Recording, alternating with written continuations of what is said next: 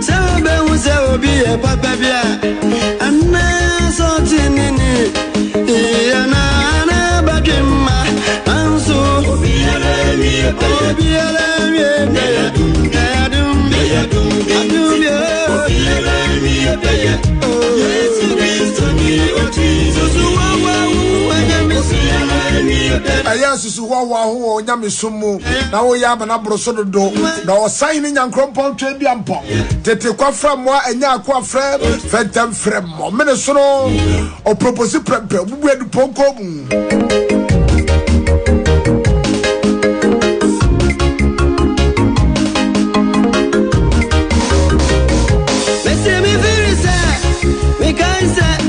Osibu akuampon wasiribu sechi wasasahwe bampo nyina mwa kantinka apampemre wosi abura odasi che obutu akodo otware suo anansisi katache Yesu yewanyu manso ni jide nyina wu yenyina mane yenyina se Yesu Kristo kwani watini nti emu wati emu gompa kwashe wa bible mono empentem ya nyam kropo twedi ampon ono empentem ya bone ye bone anopa wie nwumra ne anajo oh wade nim kokwa mu nsem niwo asoli benyi niwo Yesu Kristo kwani watini Nadamu live our Peace 104.3 FM yesumi live Facebook live Peace 104.3 FM saso enabenye wo Sikapa root culture sese ya do YouTube ente eye Sikapa root culture foundation YouTube no ye Sikapa root culture foundation si wagini bisu nyame no kwalimu na Yesu Kristo oni watini ba me so be ba prota na Adjei Sikapa ni me gina na mama mu nyina moni yo na ene menua King David obomi chidom asabre owo ha na yemfa aseda Emma Hayford ono so ebomi chidom aya Opele ene Kevin enso so ewa akwantuom a omudi dwuma bi ewo Kumase na me de aseda Emma me mpanimfo a na me wuremfi ene eye awoda kese Emma Dr. Ernest Oforisapon mampra maiba Yesu Kristo ejasapon ba ofori awofe ofori bema ofori nyama ne kwose ofori kakwatia wonsaduru soro bisaki to amakase enya akwa afro bema fori oyire se wan paafo so mamu apiafo o mase mamu awisi na matrinko wunia Dr. Wose kwa amesi nyini bo akora oyini badu judicial service Kumasi afijase aya senior minister wunia Ken Wose na kropo twedi ampoma tiri so enye fitaa sanwira ewa mbai bom obia da nkatuo wunia wo bense moni yo na kropo twedi amponhirawo wunia ba Julie hirehirawo Foster say nyame nka ho na wunia ba Teresa chajamfi Wose nyame nhirawo dodo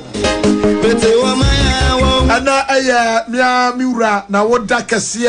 Dr. Ernest Oforisapon sinini dia wanu ne ho ojina tenti didi etakashi ai wa bomba ono aso so asai and chairman ama East Legon Executive Fitness Club kibia jemi di mu adam pleno ni jame tight me fami sumuni agro hwe otemra tumu de mami kafu miura me ne no etia na da romanti ane nyina ya so afidie yi mu na da roma ohwe bibia so ne aso ye bi kakranka na bedru ha eye Dr. Father Dixon na asabre eye Kennedy Osei Asante enso abebo ni chidom say general manager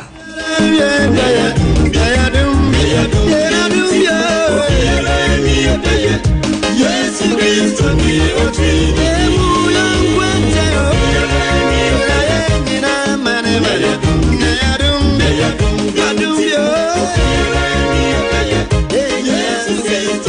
Adjei anaya trase na Wogyedie ene sen na ene ya ma Wogyedie ene sen ho abakwasam kakra bi aye program bi a Peace FM share ase no wo mo de nwom ene share ase se mo beka yi a bobo nyumwa sa no mu bebe news Peace FM news dru ba bi na brofo kakra wom na ye kaga ya telenom afa na twi no so edoso enti news no Adjei bo Adjei no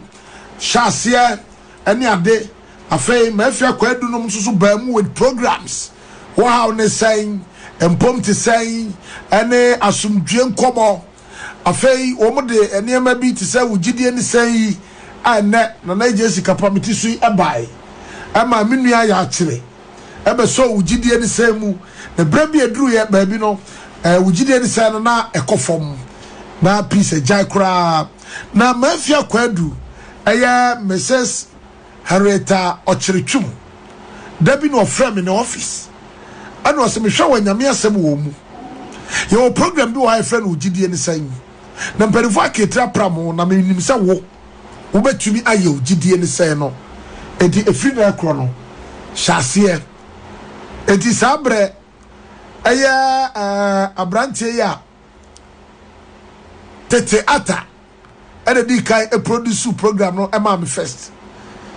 ene no akire kwasi agiman opambo enso ede ne mente ebebo mu kakra ena me ne makwada David na awanya ne ba bi kro nya me fare kransie ena nte kakra no akire yi eye Kwadwo Hansen aso so ane William Gentu ebesom kopem break kakra bi ametia me na achi ma me ba odi ahenkan kwa me yebo a ebesom na no akire yi ena me saba ya King David no so kura me mu a abeduru a enti aka asisu dua people say mafia kuradu ehu me nkasa ne ho emfa program bia ho na so ka kire me say na Adjei Sikapa me hwawa wo betumi aye sa program yi e de amame wo ya presbyni a wo aya presby sorry a wo adenta frafra ha enti montie we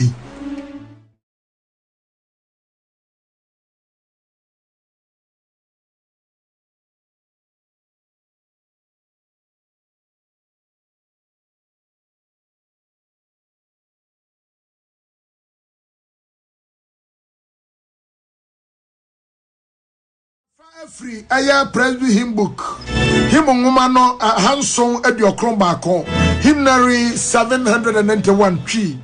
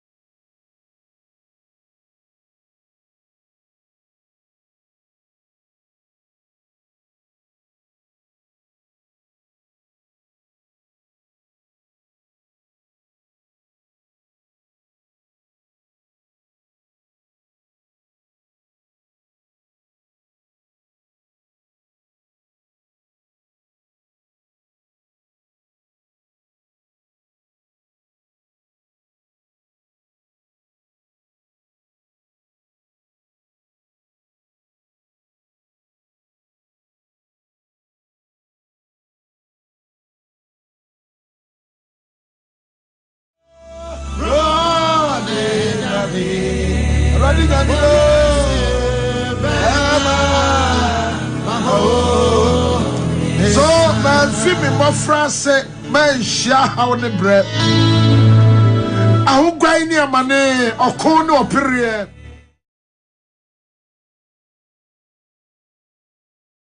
kondo mani anweje etimama manan so fimi mo France man shia how ne bre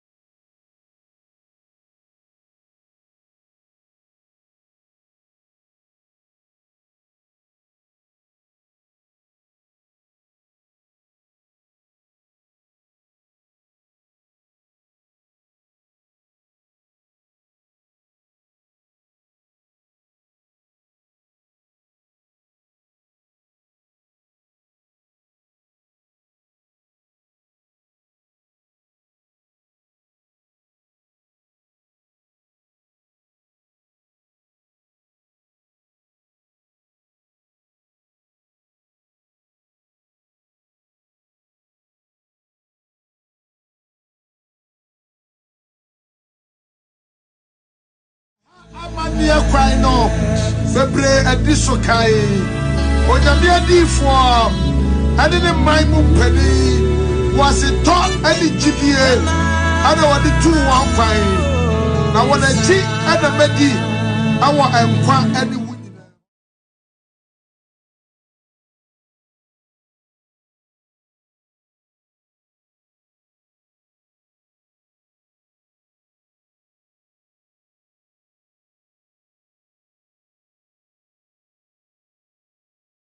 sasi me ha ba biada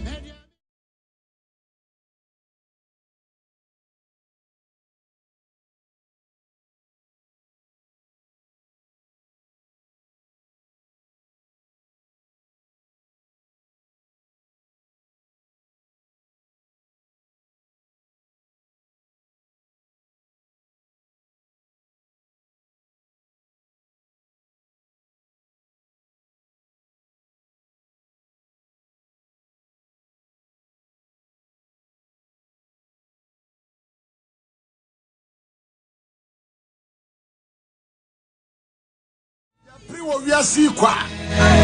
bibia Adjei dia ya hoho bi ene mreka kra bi aye wo asasi so na ye muduro no te se ntete ebra bi amframa pa bia no na eboy afade ede ye fa ye dida so ne ye digye ne se o se se be ye enuma ni nyina yi a eno de kra no be dida wa jare kokom na honam ye dia eye na tie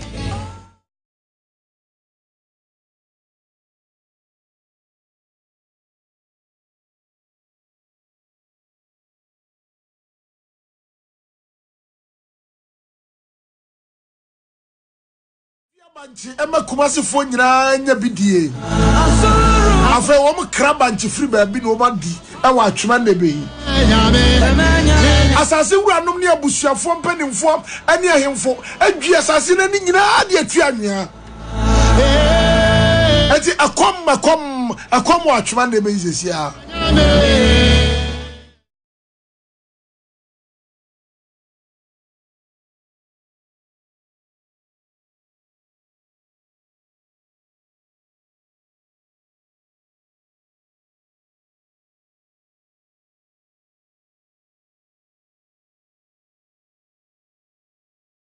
Say ya mame afia da chi nyame beso ne nsa adanse na ekobe ye ne na ye adwuma e wo peace kopem bra okoje na home ji achi na yate eye na kwadu tenten a wo tuo no sabre wonam se wo ye obi a wo ye fapem niema bebre e wo peace nti na ye nso yentimi enya na refreda fisempani ne se onipa bewu ane katrama empro no na efratiasefo ehihye bia mai na me na meka abakwasam kakra efa Wogyedie ne sei ho ade se ne maame afia konadu utimi afra me se na adwuma na atompan na enso so enam se etetuam na mhwa wo abetimi ayenti na ye de jawa ne de asoa wo ne esoma banyansafo ne esoma na motententi be so Wogyedie ne sei mu entinam ye no don hwere baako 1 hour and what tray me boss Father Dixon omu frame me ne sabre Mr. Brenya general manager nyame fare kransie ka kire me se na ya adwuma no 2 hours don hwere mienu na ade no ne tie de sabe mpani se o kan kwase asam a don hwere sima ba akokora wa ewo bi asom na kanya asam de a sima du don hwere du kora no ya enso aso no tie na asam a ya kan se nyankopon anso yensa na onfa yentwa saa ekwan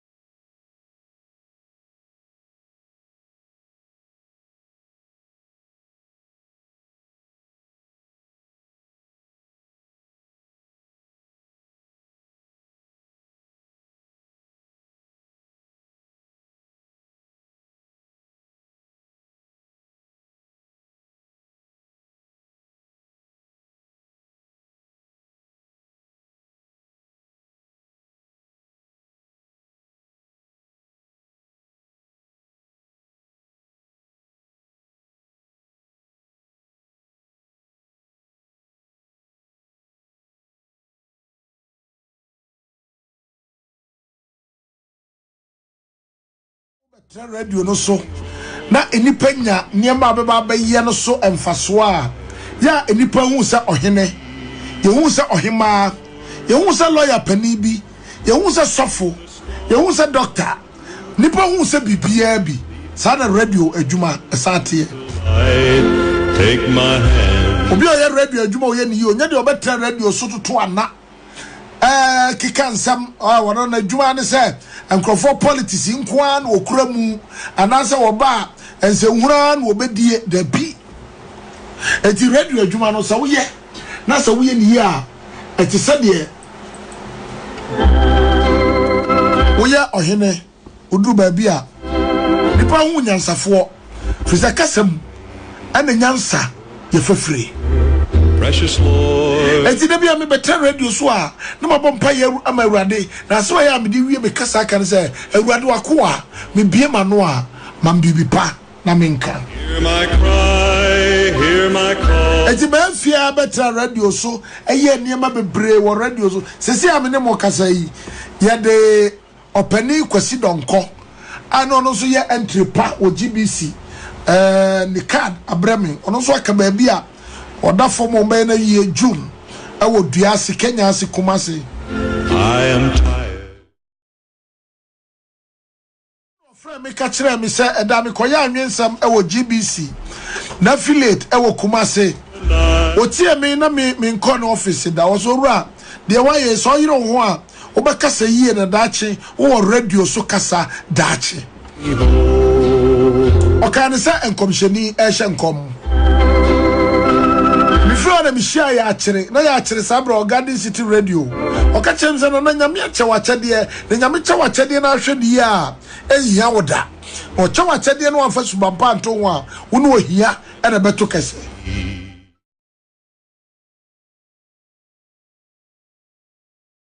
Antibisha sa radio for me ensen a wo ne me kasa ye mafia pani kwasi donko ene miami nua ya chere Take George precious Lord. I can't be beach me. Bebe nyina minuanom ekowiesa asase so de ye nyina ye jaho. Enti wo se asem na wie ye ne se transase so na di no kure na ye papa. Mamo ma ye mfom ne ma bebre. Ami ani mre ne ma bebre. Na ye mpre ye ho bebre. Na dakro Yankopon be frɛ be frɛ me. Obe frɛ wo no. Obe frɛ ye nyina na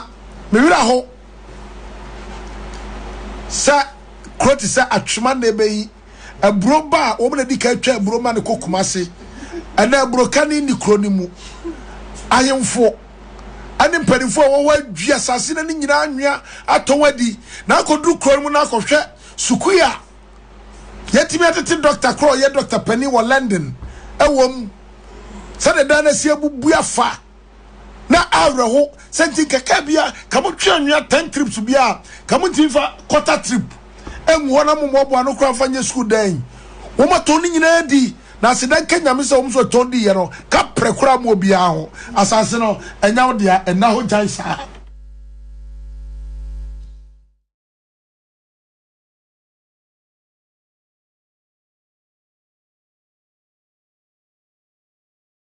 Ati bafo na bantma hene ene be hia sasiri nyina ya odi abafo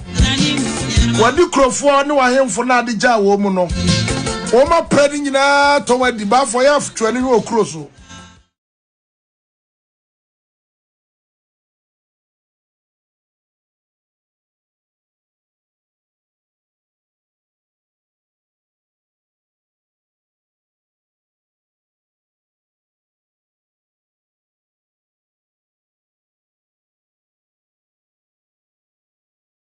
Behini ne behima zutu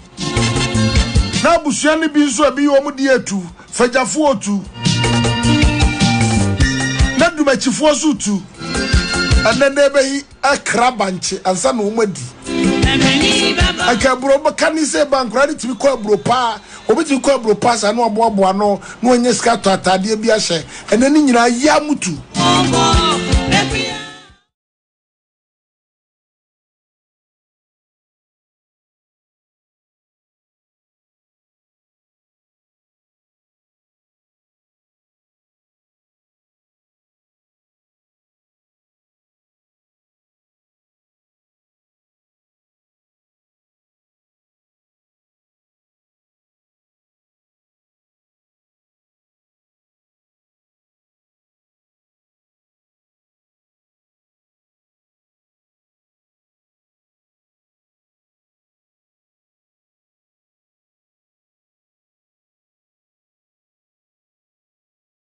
Nana piase hene no no susutu na brafo hene no no susutu ekwan to mbeye ma kakra so a wom de anwaka ase kwa ni nyina ya ro woni school dan da bia jombedu penso CPP penso esisi ho kera brosane flow ye nyame amoda kro ye bete asembone na ye nkwada na dia ye wo mu na anwea modua sase dia anwea nyina ama na nipa nya aduane ni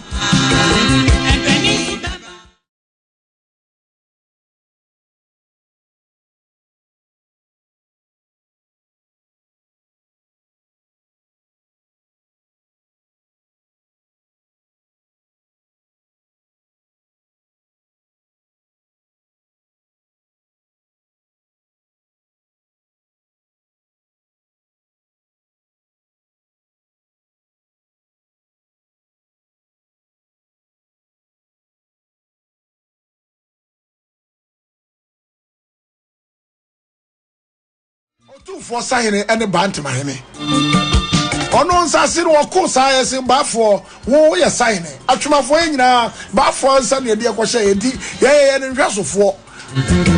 ati kabi Adjei nyakakata fra ne de aka akwakosom bafo odi atafri ni nyina sese akra ofin ada na ebehi se nyame amfafie asemo ebetimi asi da krade ebechi na survey ni gira ofin so adan ya watwi tape ofin kra obunyom betwitwa ne nsase aton adi asedan kana na kufu ado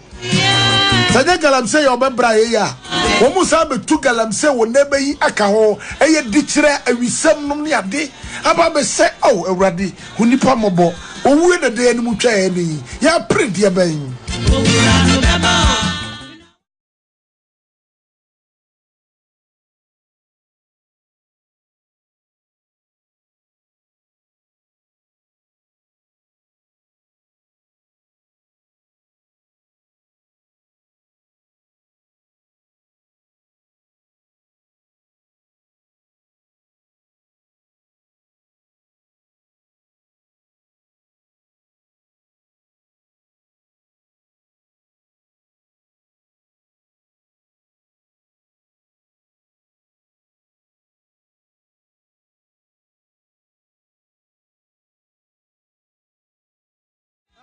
me call a year or just so. I'm saying, no, I'm quite sure my brother here. Me Adjei Amina Kremo. Who is Facebook Live, no?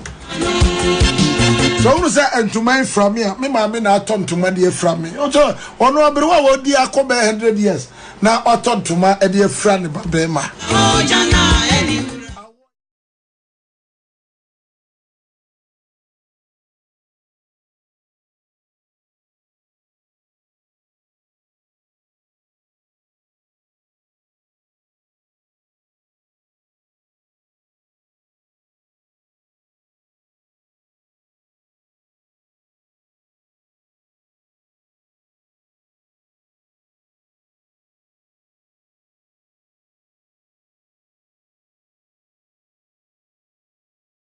Wogyedie ne san ye topic a ye de ba no ene se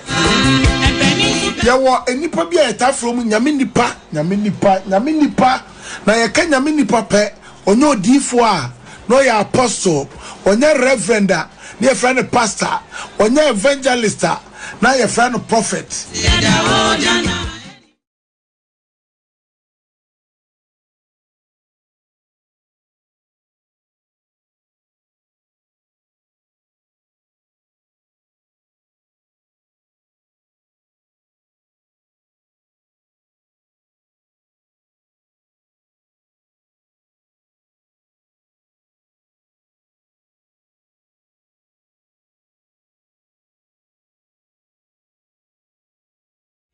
your reverend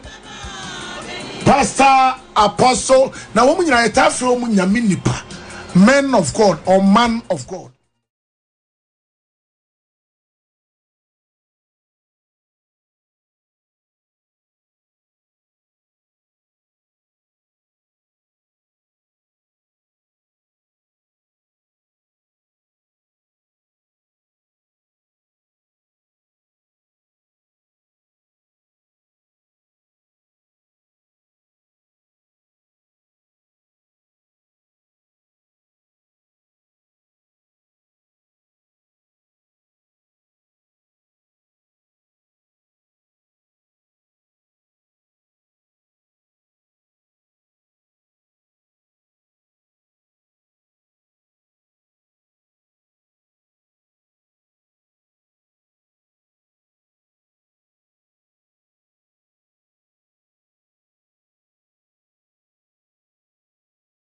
ye bisa say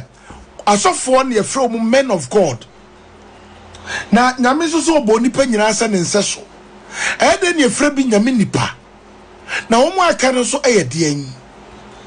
eti na ye pese ye ana bia ye ne mum ene ye hwe nipa ne suba ye se ye fra mo nyame nipa eti men of God no am says sia no ebi so na men of God no ho aye kunta ntina ye ba behwe se why crying man of God. Who is a man of God? And others no so me de an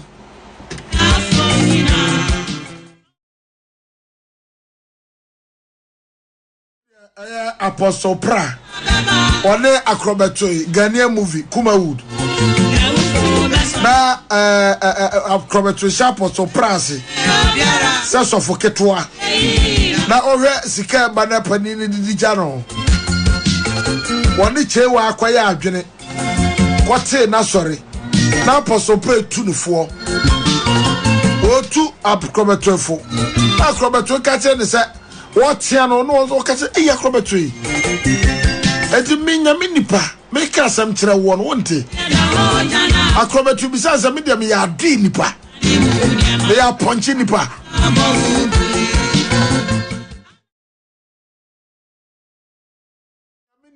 nyame bo nipa nyina sa ne nseso e de na binum ye nyame nipa na se wo ma he da asra wo mo ngo se asofo adifo sempakafo apostles bishopfo no wo mom na ye men of God or wo ma de da asori ano no wo na ye men of God na say na tie dia ye na ya kanso ye ho anoma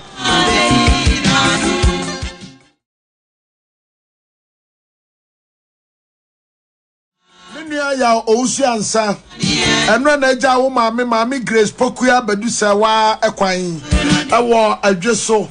me wo se me gira we suma da manfo nyina ase ne titu ne ateko 91 fo mo ya ade papa enra kwadwa mo gira wo mu na so ebe gira wachi ne ya ousi ansa Adjei so Friends Club ya da mo ase aya Adjei so na kronkohima na mo ane Adjei so man hene akomfre hene na say kofi anra oguakuro ni kromo eye den pa na meto mani hwa abenase kwa yi so na bridge ya eda oda bridge asai obekodo na so ane wonwe ye asemni awomsi eye de aso anwea no so etu bi fa sa akwa ne so wom de bi so fa pia se kofa kontase na kontase kwa asuo kwa so de wo pe kwa mbone e wo wiase a number 1 aso ho na chama wuntumi free awada Ashanti regional minister honorable Samuel Mense free awada deputy education minister Dr. Chum ono so free ya no ma free mpeni fo se na Adjei Sikapa what radio no so ya politics and politics dey oppo eso bia ye bie fi se efa ho abaya ye koto 2020 yi se ye nyina ya koto nipa 4 pekora koto a ye benya president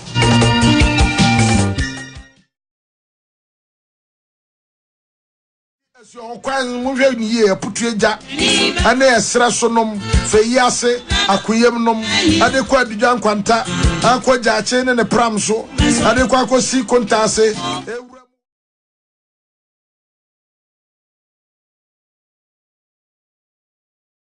MPP for one for and a former energy minister so no so every area ho free area ho bi but ko prekwambone e ho na wo na wo free eye onwe ekọ abenase kakra no eno so kwambone bi anche no kro na bomu no na wo fa abenase na de bepie eye ampaba me kra de a ende ene ne kankan eye Pastor Richard wa ni kromo map ena madro e de achen pastor nyame asum dwenka o ala enka sese abrase map no madro achen afa aya Prophet Joseph Otinya Metias Revival Church of God Akweteman ono so e wa ha Prophet Nyankopɔ asum dwenka o enka osibi menika bisa we kransan ma bisa de to so obo me mama market ho te sai nyi hu ana dumara ne ho ye e de nyame ase Pastor Richard Eda the Lord Servant International Ministry ano our Kaneshi First Light Grace Preparatory School one awesome. The do what they are even fin na osay ya bonsu. The ta friend Bosco. Car dealer kasiye. Nana Bosco to say ya cha wo yire Alice mami.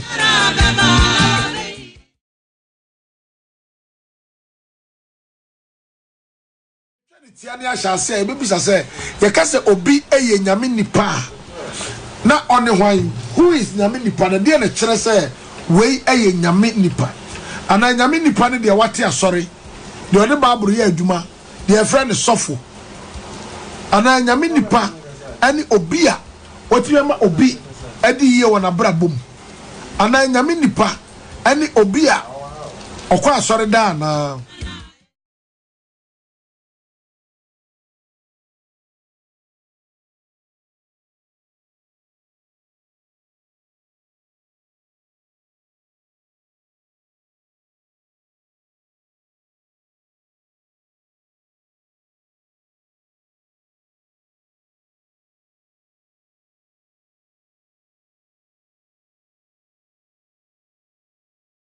na yetri ayeye aya ya mama Mrs. Mavis Ado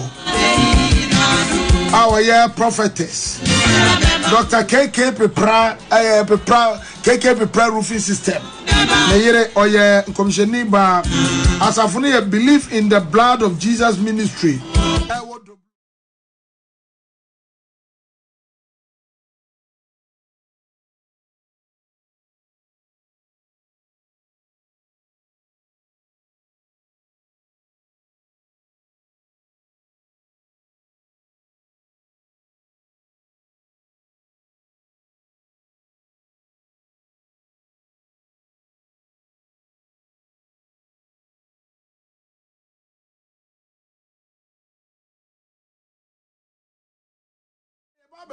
whining nyame nipa ye ka se nyame nipa se sia de wona me layman's point of view ye ka nyame nipa enim say sofo ana sofo bi so gina won so fa me no nyame nipa na nyankopon so bo nipa nyina se ne nseso sofo o de odi konkonsa o de o kaka o de odi prosi o de o ye minister o Yinina nyame boy send nseso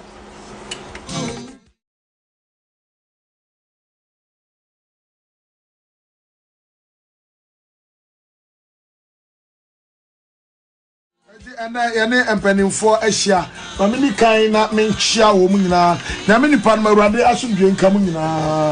ana enka mu so pa right yeti nyame nipa akwaya kasabia edaho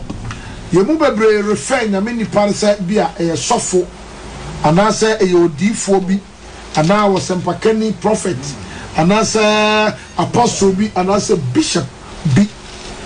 anani epese hu se ye kase nyame nipa hwan da se hwem na se asofo emom ana wo nyame eda frɛ wo mu a wo ye adwo nyame fie na ye nyame nipa de a na ye ne ayaka nso ye de an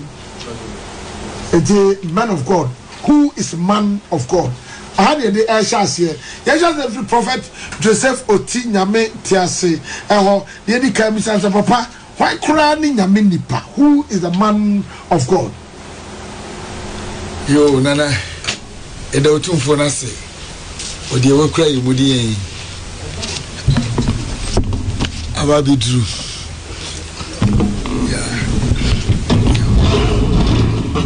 Yeah, yeda otumfo nyankopon na se na me chia peace FM na Wogyedie ni sen atiefuo enyina na me di yakọ ne din hyenso me ma peace FM adwuma ene mafia kunadu abusuafo nyina Sofu Penny Timothy Charles International Trinity Church ene senior apostle Ata Blessing Glory House Chapel enra na osio ma me ewu Kumase e ma ohyede bebre Revival Church of God Asafu Mame Chiamo any New Pentecost Vision Asafu Menyina ewo choko any Botiano yo Nana any wabuafo any enwenyafo ni mpanifo a ATA Ayami any jebebre sir senior boss so program yi edi akoten we kristosom ne gidie ahoro mu enfie bebre na eneno so eyemani je bebre se sa topic yi so meka ho se ye pensem na ya chechire mu sane otumfo je Nyankopɔn basayi adom ne basayi fi no onyansabo akwa ma nyansa ne ahode sane ni tumi ne na ahode a wonam ye Awurade Yesu Kristo so de adom yen no se ya ka se wan ni sofo a man of God man of God wa no kwasem ni oye Onyankopɔn tiasefo no esofo na mehwe man of God anase Nyankopɔn nipa Bible mu no man fari nyina betimi nya quotations mako 72 adiosu mienu what a research a boss say Nyankopɔn nipa eti yemfa kakra bi yemfa ba miensa bi sase emri ni muti ya na me quotation bebre kotu na mom yetimi a kyerɛkyerɛ mu sane honhom konkro ma na Deuteronomy 33:1 Deuteronomy. Yeah, 33:1. What's a woman a tosso 9 enum. Eti eduasam yansan jemo e baako. Me pa cho. Na ye ni enhira Onyankopɔn nipa Mose. Yo. Di shira Israel for ansa na owu. Onyankopɔn nipa Mose. 2 Kings 4:9. Ayefo woman a tosso mienu. Eti 9 Chemu a eye enkron asam a ewo ho eti Elisha so say ni Nyankopɔn ye frɛ no na oka kire ni kru say you hwɛ ma hu say Onyankopɔn ni pa kronkron ani oyi a obesene ye nkyɛn da yi you Onyankopɔn ni pa kronkron na ni quotations ni bebre David so o de kronkron bi so aha si do de kronkron be share so wala aha adjective Mose de nyame nipa ana Nyankopɔn ni pa kronkron hallelujah enti yehu sa Kristo anaso otumfo je Nyankopɔn afrɛ eye asafo no enipa bebre na sa ubie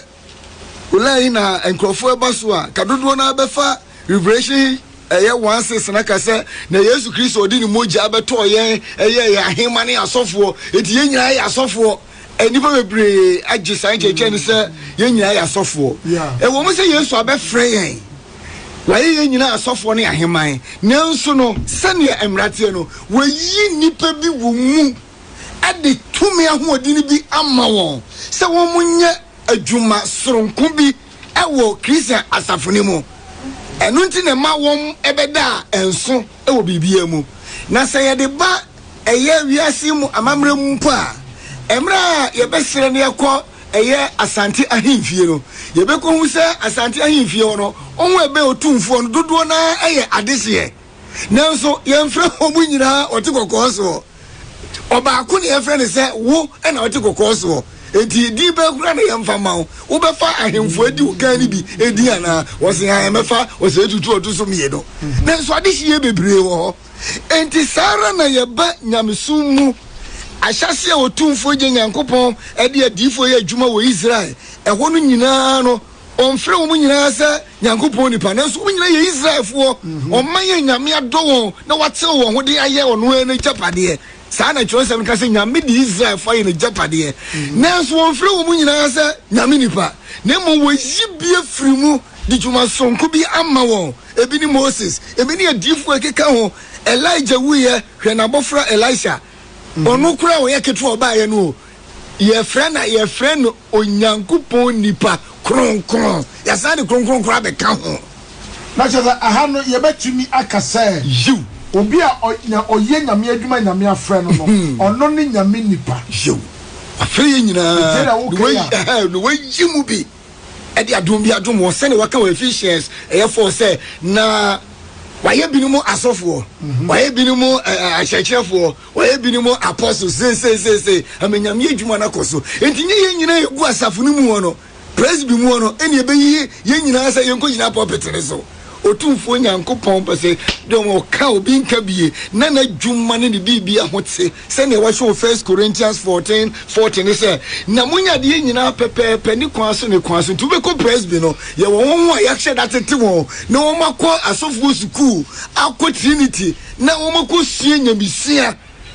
a o kese ni ma wo kɔ sua theology wo kɔ sua no emu oduru omusia ni nyina no so na obi wo presbyter so no mo no so ye friend na Adjei ono ya ka che no so ono mra ho bi o yes ono so nya na adwuma na ono so ba bia oye ade ho no ono so omra ti wo yie na wonsia ade ni yie na ono so famoa asafo no ene oman no papa dia wo kai bie niamani sanity nipa bie nyame ahyeda afra won special no so no nyame nipa yeba asafo no mu so a onyankopon afra asafo no sane honam the body of Christ na body of Christ and nipa honam akwa me ya illustration ya to bia me tweko ba bi na abie antiase no mu ya matiefo sanity ya nipa akwa be gina ho a ensa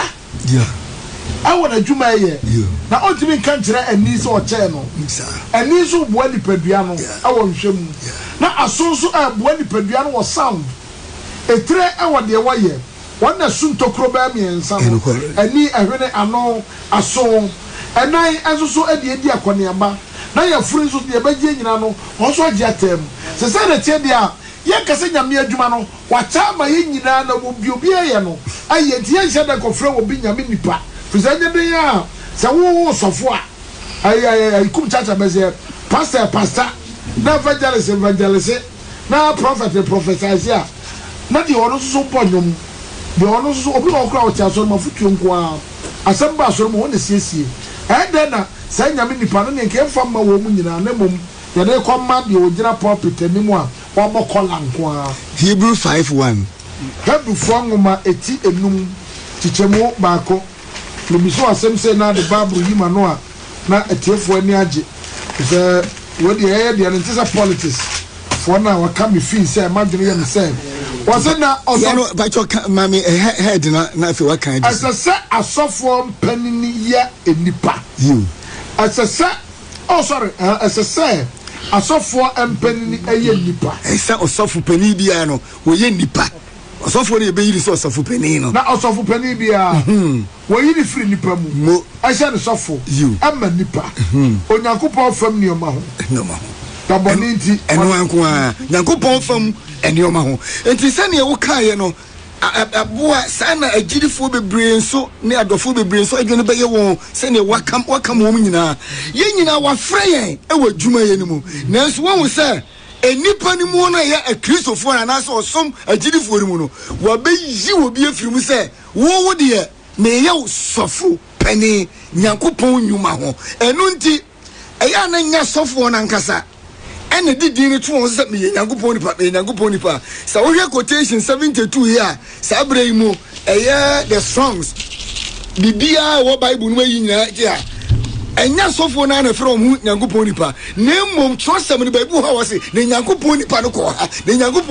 ha yɛka nkurɔfoɔ bi wɔn kɔ Elijah nsɛ Elijah ohine si emefre wo na ne bebo mpa ma wo se me mo se de onyame nipa yesrew ohine se bra no se sa mo se me nyankopon nipa mpa de a eje firi soro mehimo ne nipa de nyina ase enti otumfo je nyankopon ho konkro na nkasa ne nipa no a atwa Kristo asafo no ho ahia no dom na ye no wo kɔ no ankasa hu se djuma sonko a nyankopon di we enu mu eyenti yɛmfrɛ wɔn onyankopɔn nipa sɛne yɛkɔduru baabi a yɛhu sɛ nkurɔfoɔ yi abrabɔ nti yɛmfrɛ wɔn akristofoɔ ɛwɔ Antioch tadeteɛ 2 Peter chapter 1 verse number 20 every say edi sem bi amfa nipa peso amapen na onyankopɔn nipa kronkron oh Jesus sabi ahon kronkron de won kro na wakasa ye 2 Peter chapter 1 verse number 21 eti amra bi manu sino so we sofo so ne yakaso ye sofo onyankopɔn nipa na nipa di ho adanse ya baba ye no emfa wan kasa wan ho kokoko kasa me nyame nipa wa wonim se wo kukuo bi hye o mpaase kasa me ye kukuo enipa ya baba de e qualify wo bi se nipa so we ya kan dia wo chekere mu obi ani age pa sa papa yi kasa yie anso wa sori da mu ho ma ya no wa safala awade a wagu no pa minim sofu bia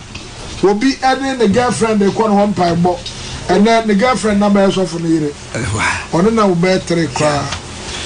je ye be nyame nipa no categories ewomu fise Kenya me nipa na yewie ani esenta so de masofo nko a me amtie se me mpere fise fa service ni a wono won konsia so ndam no eja to ba bi odum no mai ye wura Dr. Keke Bepra o ma chance me de boy da so anu so enyame adwuma enti obi a won rule edi e qualify the mamu nko ara na nyeye ye di kan ko Pastor Richard na tell me kai na ya mame Owura Mavis Abdo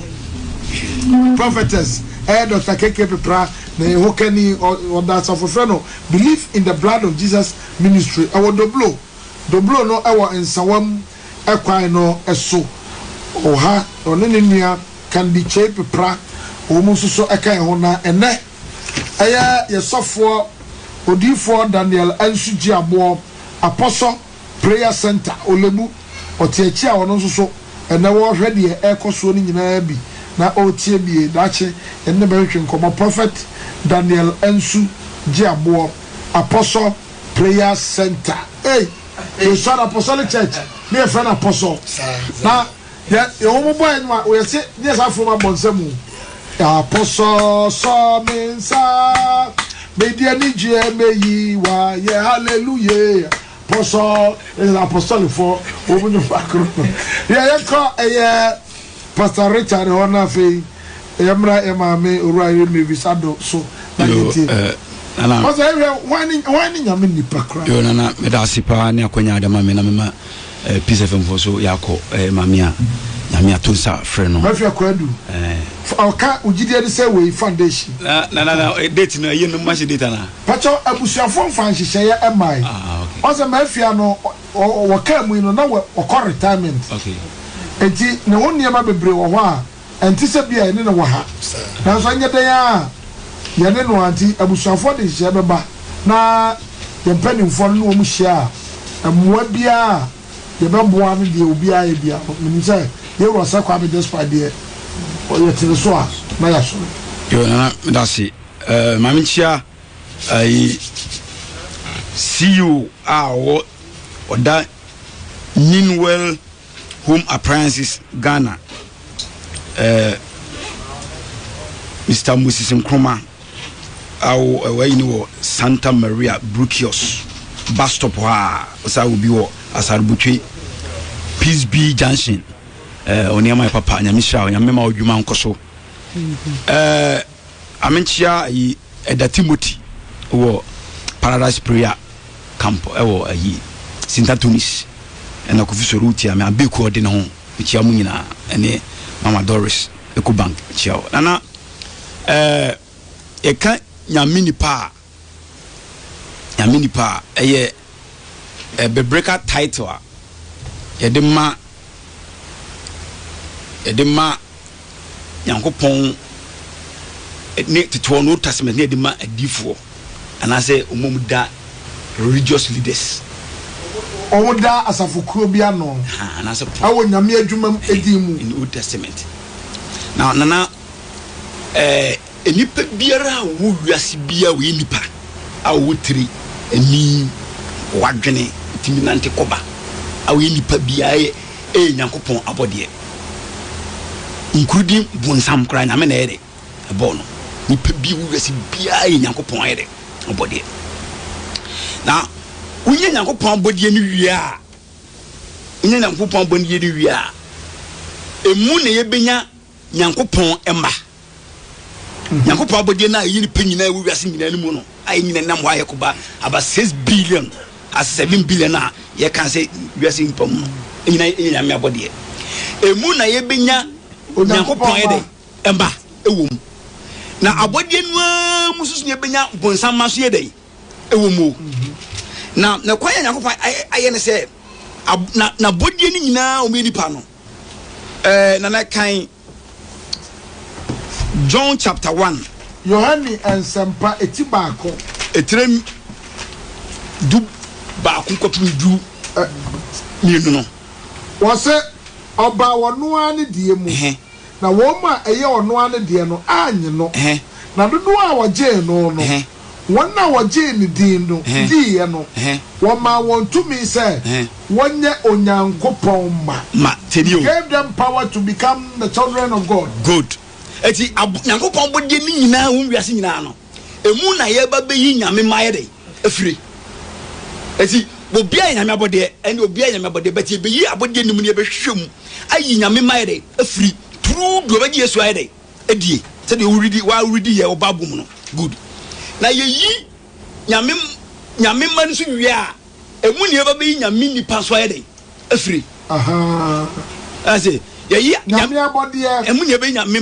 ma bonsama na fe nyame nipa ne yi firi nyame emanum eti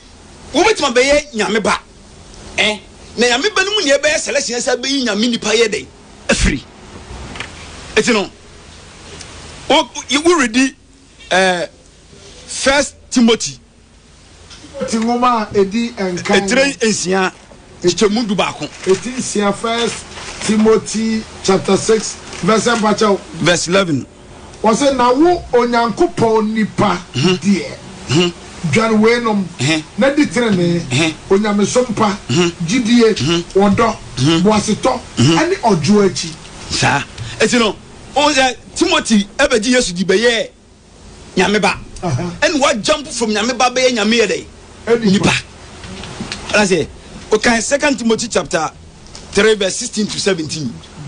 2 Timothy 3 16 17 Ose atwere nyina fi nyankopon home mu na yema nkyerɛkyerɛ atanye atene ane tirene mu yen na onyankopon nipa ayepɛ sa a wasiesie no kora amanyuma pa nyina eti sa nyame ahye no eti nye Yesu Kristo esi ni pe o ka parable bi wo Matthew chapter 13 why a wheat ene task ho parable na so ogufo bi gogu aba na de sign obi begu bi ede afrem ena bu so esuafo bi say na say we asem asense na wo kire ase e wo Matthew chapter 13 verse 36 with my redeem ma aka mani beje ho Matthew eti edumiensa atwanche mu say aduasa nsia 13 verse 36 1 2 3 4 eni ba 36 na ojankrofo akwekuo no kwa no ojankrofo akwekuo no kwa no ba fie na hweafo no ba ne nchance ebe kan se kire afuamu wura bone ho be no ase na ogu ase won se de ogu abapa no one onipa ba no afuo no ani wiase aba no ani ahenie no ma ewira no ani obonefo no ma atamfo a ogu ya no ne bonsam twabra no ne wiase awieye ne twafo no ne abofo tia o say Yesu Kristo numa so asemo wo say Yesu Kristo ebani pin say e wa bonsam ma so ye dey eho na ye nyame so ma ye dey eho abo nipa no nyame abo ni nyina no mu eti no minika chachire mu no abodie no mu no ene ebenya nyame ma turu wo ma Jesu adie nyame ma no mu ne ebenya nyame nipa turu wo ma edom to tu nipa osom na mpanimfo na ye dey ano tina efficiency okoso no ma bi ye adifo asempakafo achechefo na wodi ko Old Testament a enipa ni wo wiase nyina ye nyame abode se de ka ye no na nyame abode ni mu no ene nyankopon echi so ne man so ye dey afiriye na oman mebrebe ho nyankopon so Old Testament so se de New Testament si esitie na sa de Old Testament nyankopon so ye no enipa na wo wiase nyina ye oman nyina no ochi so mo yi Israel se ye ne ono na ye dey eman eti nyankopon chisu Israel say any mind dia na eman na kanya aye ho ama eman aye bonsam ye den eman na oman na nyankopon chisu abe ono ne man no emu na nyankopon kwa chisu na nyamini pa so aye den afri eti the first person e dika afri nyamini pa obabu mu eye Moses but the first person e fe no odifo so eye Abraham ona na say ka so nyankopon Adamfu now kan Nehemiah chapter 12 verse 24 odifo Nehemiah ngoma eti dumienu abacha nchemu sai aduonu 9 chapter 12 verse number 24 ose na Lewifuo mu etitire Hasabia Serebia Cadmiel aba Yeshua ani won nuanom a wodi won ententenso no yi aye no yi aye edase say the onyankopon nipa David share Nyankopon wan nipa David wa yedai oyo hene oyo difo eno san eye sofo cause san no enwo miensa but nyame so Bible say we nyame dey nipa ola say na nen kan bibi wo Jeremiah chapter 35 verse 4 odifo Jeremiah ngoma eti aduasanum echichemu aye 9 na me de won ba awurade fie me call onyankopon nipa Yedalia Bahana Mapia ewo mapom mapia no opro anohwefo Salumba Messiah pia etifinu mu why there for a plano a gatekeeper one no nyame fie wono na dwuma ya ye hwe plano but Bible say nyame re nipa eti no nyame ayi ma abode nyane ayi man afirim o man no mu no ayi nipa firim abeto edomra no said the Old Testament, New Testament. Abode ni nyina mu no ayi ni man yede afirim. Ne man ni nyina mu ahwema yi nyame nipa asayede afirim no de want to ne man yede. Ano said we dey Israel for o man ni mu no oyi nyame nipa e de to o man yede. Ano ti reja ba. Ye tie dia wo kan dia. Na chesa enya fumso sa asofo ne adifo no ye be fra wo nyame nipa. Enya fumso kra. Eti ye nyame nipa ni free o New Testament ye nyame nipa ni free nyame mam awaso bedi ka ye nyame baf kane asa no tuma be nyame nipa because nyame ba ne de uji Yesu dia so be ne ba de o ma ye ka ne ho asem se sia wo Jeremiah no chapter 35 verse 4 no ono wa ye gatekeeper good ma no be friend nyame nipa good if say wo ye duma wo gatekeeper ya fano de number ye tinam ka say the word man of God a biblical title a biblical title wasafu mu asem ka o de wo bo keyboard ama mo de tuntum awurade no a wo no keyboard is on and my one ye betu ya friend nyame nipa se ye yi no ye yi on say met my branches na ma yi obi akoto no ase overseer ma friend nyame nipa no overseer organize ye nyame ba organize the Oma car no one way gatekeeper or gate so keke ana Bible na arefan nyame nipa good because of and they say that dia some means to be praise you nam bo praise you sorry don wa na be body ya me so ye nyame nipa na say me ye don boni o de ba new year o de ba New Testament no nana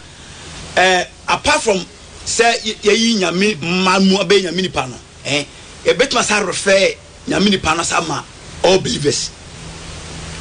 What I say it was no the specific assignment nyakopon de man na wo ye ho no and a Bible no friend no nyame dey nipa but wo ye nyame ba but the specific assignment be bit ma qualify obem na be nyame dey nipa. That's the point I'm making. Yeah, that's it, papa. Nyame nipa ne de title I de ma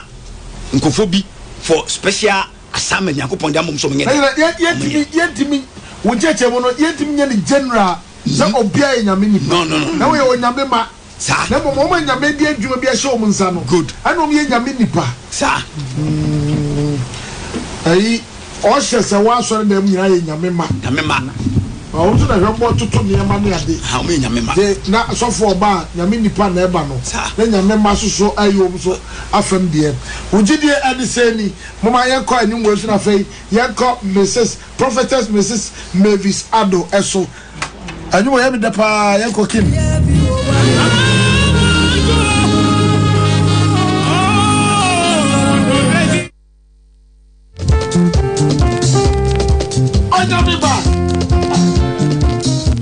Hallelujah. Let me pray.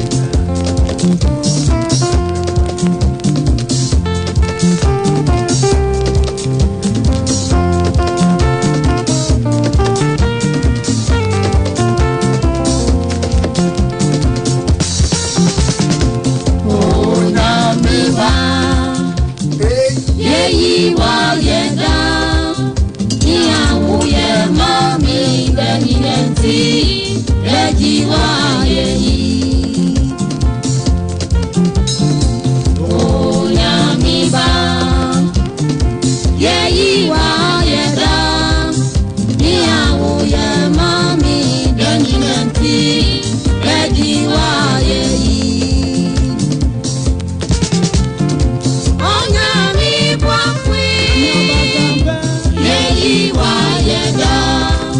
niawo ye mami denti ejiwa yeyi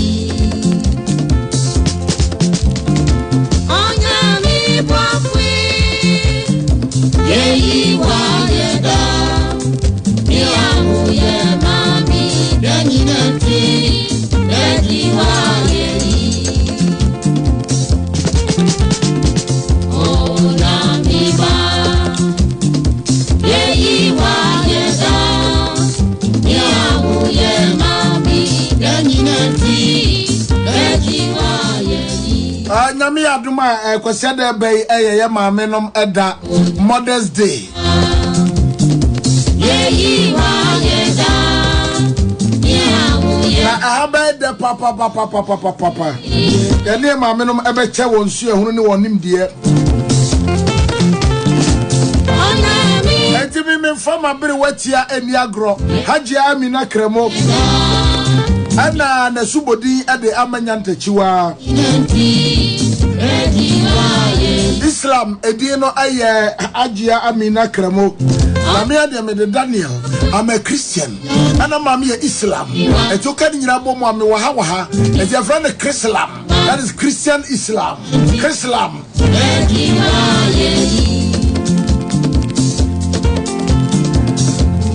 afa ya bako aye ya mama wo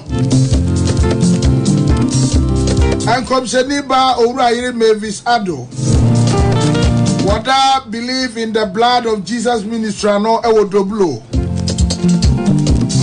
ofrin sawamu ba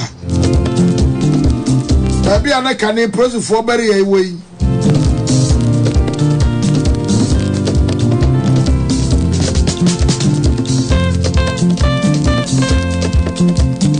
Mechaga na manyina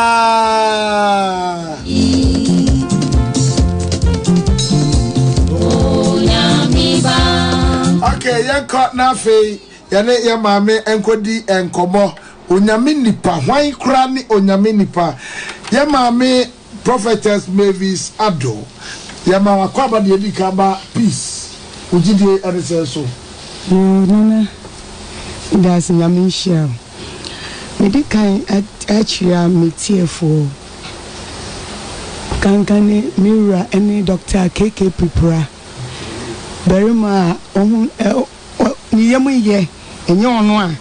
kai ba kra hanka niyema bi abo bi achiye betenam say niyemu ye nti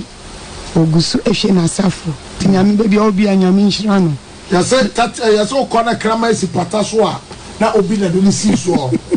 enti midana sipa bebi obi anyame nhira no pa na me chiam asafo ma asori ma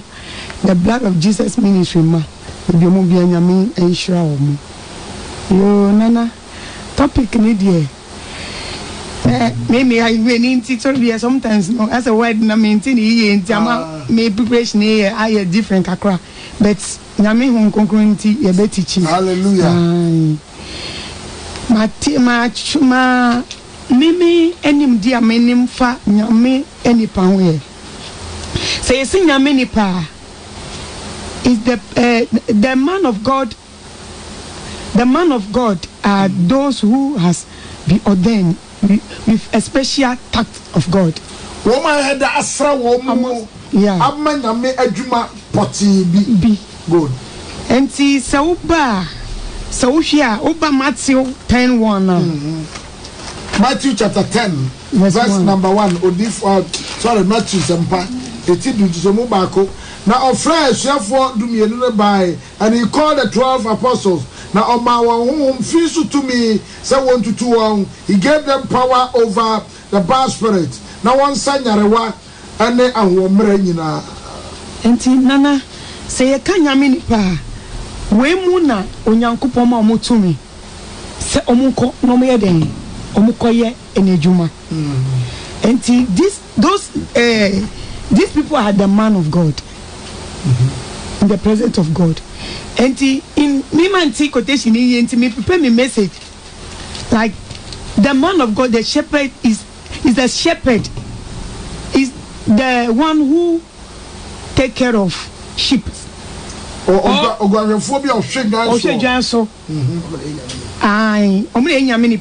bishop or overseer. They are the men of God. To identify that people, no, and now 1 Timothy chapter 3, verse 1. 1 Timothy chapter 3, verse number 1. Timothy Mubedikai, eti miensa, chemubako. No kwasem niye, se obi pe ajafujuma, no ape juma pa. And so the esa ajafua ni se wenya na wasa munka. So obi pe ajafujuma. It is so blameless. Good. And you can so be a nyano asame den eka na ni yire otwaso. And so the esa ajafua ni se wenya na wasa binka. Oye oyire ba kukunu. Yeah. And this nyana to ask me pacho. Na niso da ho. Na dwene mote. Okay. Oye no ho we say wo pe ahohoye. Okay. Ohunu nkyerɛkyerɛ onye wo bia wono mo nsa ebro. Onye popo ne edemfo na mbom odwo. Onye tutupe onye sika mebre. Amen. Amen. Nana so o hwe the Bible identify nipa we say say obi abet me aba system say o nyame nipa. But the ebema ya hu say o nyame nipa no. And na 1 Timothy ema ya hu. As o mami topic no mention that say me ntin but me ma dwen amedi. Oh, but you have to be blameless. So we also for no wo ye odifo so we ye evangelist o. Wogyedie ye mienu a. I say to call you as a man of God me I can call you a man of God. And the onyema bia wo ye no eno na ma ya hu say wo ye nyame nipa na wo nyame nipa. O see enye kwan say udo onida ho ana wonye sika Sikanibre. But you share your system in here before you be call so for hokra. I just say you cheska. Last week topic last week consultation fee. Yeah. You take it, you pay for take it. And son you call so for all this thing no. You might be in that diet because Bible is our guide. Say always say Christopher say you better no can read the Bible now. Obi anywhere because so because school na ni watching kakra no ko fa credit abo 6 months no graduate also you suffer then the chest you suffer e be cry 3 months enti ema ama nkofo bia be fra system no mu edada nkofo enyaka some man of God naja ayefo motia ni na ayira ho ye de be hye ne de hye afi obeka ka de hye wase nyina o ma ko to motia kakra wa igbemamu na ba ni na se so ko hu bia we de be ka se bra ye yi kwai no obo me de no se already na tibie be poro ho na China for ni obo me de no China for penkotre awi wo enti wo woni nkotre wo me poro mo nyina sign a sign to the China for ndi enti one of friend home man of God but say the was ya ko beni na ba no so okoje akombo sum kra kan ni nkaye mama pacho yeti enti nana say onipa echesem ye nyina ye hu say obi friend home man of God Bible kama ye hu say o ma ba na be hu dua krono yep enti echese ye hu say we die because obi o woni ani a be hu say we die eye motia na eye we but the o ya no and the Bible my who say you have to identify this a man of God or this is not a man of God. It is a one to me I read the Bible and who sana de bia ombe yiraye. Ama ye be man ye nyina miss say we a man of God but they are not man of God. So for bebre wo sa wale mienu nyehwe but Bible ntu my who say ordinary person na worry like obi a onye nyame adwuma ana nyame amfre no and na oye na adwuma no wale mienu a me I think Bible see the offend juma no it say we are blameless me yiri baako enti say that means So when you also for Juma no wole me no I don't menim there but baby me suya ade kono as mfonso bi enheda ene won te say obi a woye man of God onyame nipa no enti eche se onyame nipa de onyame na hwe o ekwa nyame befa so hwe o de a nyame na but ye ne so ade ho ye pese obi pese te say ne oba system nyame o se nyame fine o kai quotation yi ma me kra me ni beji okay Titus, yeah. Titus. Timothy, 2 Timothy, so chapter 1, chapter 1, verse 5. Verse Yenti anamede wo mija kreta. Na wasiesie nioma na wasiesie niema aka no pepepe. Na wasisi kuro bia so empanimfo se de me share wo no. Enti what was that was so ya to so an de ne ho eni asem bie blameless oyire ba kukunu a owo magidifo a wanti ahohwie ana asodenka ewo mo ho hey nkora ne bi mission house fo nkora ne bi eti akohwie na eyi wo ha mission house nkora ne bi asoro enti say na Bible so and identify a man of God. But uko Leviticus 8 in swa verse 1 go in swa or assembly Leviticus chapter 8 chapter 8 verse number 1 or say Moses nguma tosu mi se tinwo twinjemu baako na Awurade kasa kire Moses say fa Aaron ene ne ma eka ne ho ene ntade eno ne ane srango no ane bone ho afode na ntwinni no ane adwenini mienu no ne apiti brefie no na ma asafo no nyina emodwa ehia ntomadan no ano na Mose yesa de Awurade hye no na oma asafo no bodwa ehia ntomadan no na Mose ka kira asafo no se ye ne ade a Onyankopɔn ahye se wonyo na Mose de Aaron ane ne manu bai na ode nsuo wohoro wo mu ho na ode atade yu no ehye no na ode abomu no bo na sene na ode batakari no ehye no na ode asofotade anu so hye no na ode asofotade no enkyerechiremu no ebo na boso amen enti how on describe said you should dress so asofo no dressing yeah sa onyame faso esi na safo yeah enti as a man of God here you there's something have to be show in you that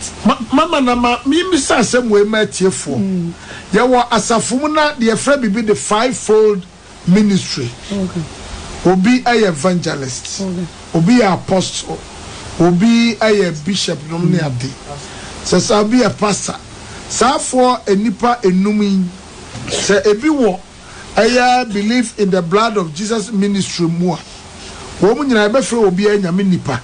anasa odi for prophetess Mrs. Bevisado kwa na be frɛ ni nyame nipa ibacho Debbie omu nyina nyame nipa because omu nyina eye nyame adwuma because before me be you be so evangelist and now we apostle we no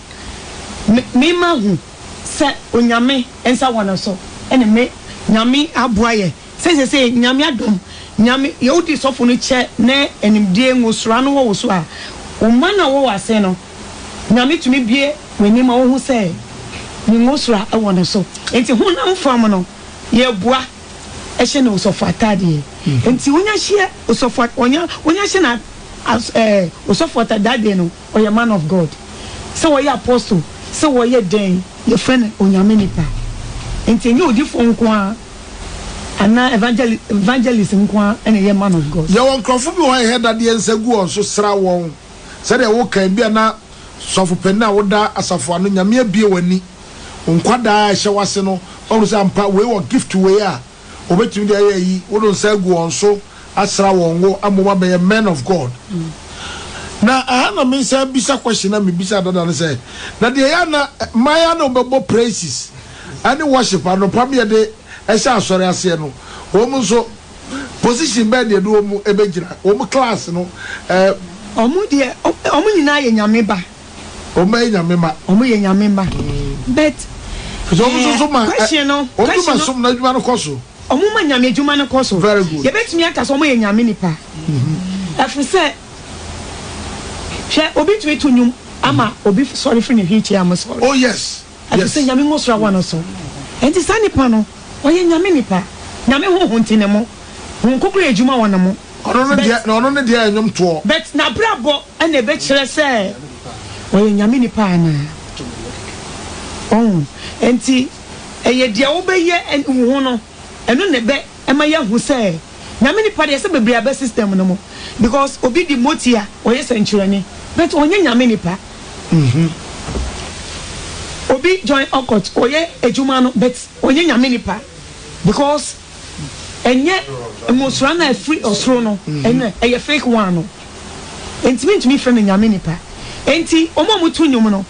se nyame hum no odi tu na nyame fa na mu ye ejuma de a e betumi afa no onyame nipa na ushers no so ushers omo ye nyame ejuma ya fo asafuru wura mu a enyuma ewo asori mu no edoso but nyame refer church ni say the body of Christ and the body no so ewo various parts and the various parts so ewo ekura various functions a wo de ye adwuma na bi so ni wo hyesefo yi wo me ye nyame na yakoma so for wa bokola nyame nipa evangelist bi sorry amani nyame nipa odifo bi nyame nipa no no wo hyada bia wo no kra de dika kra sa na obi aba ana ma midu fi a wo ba asori do wo no de wo nyame ba no mun chance si yen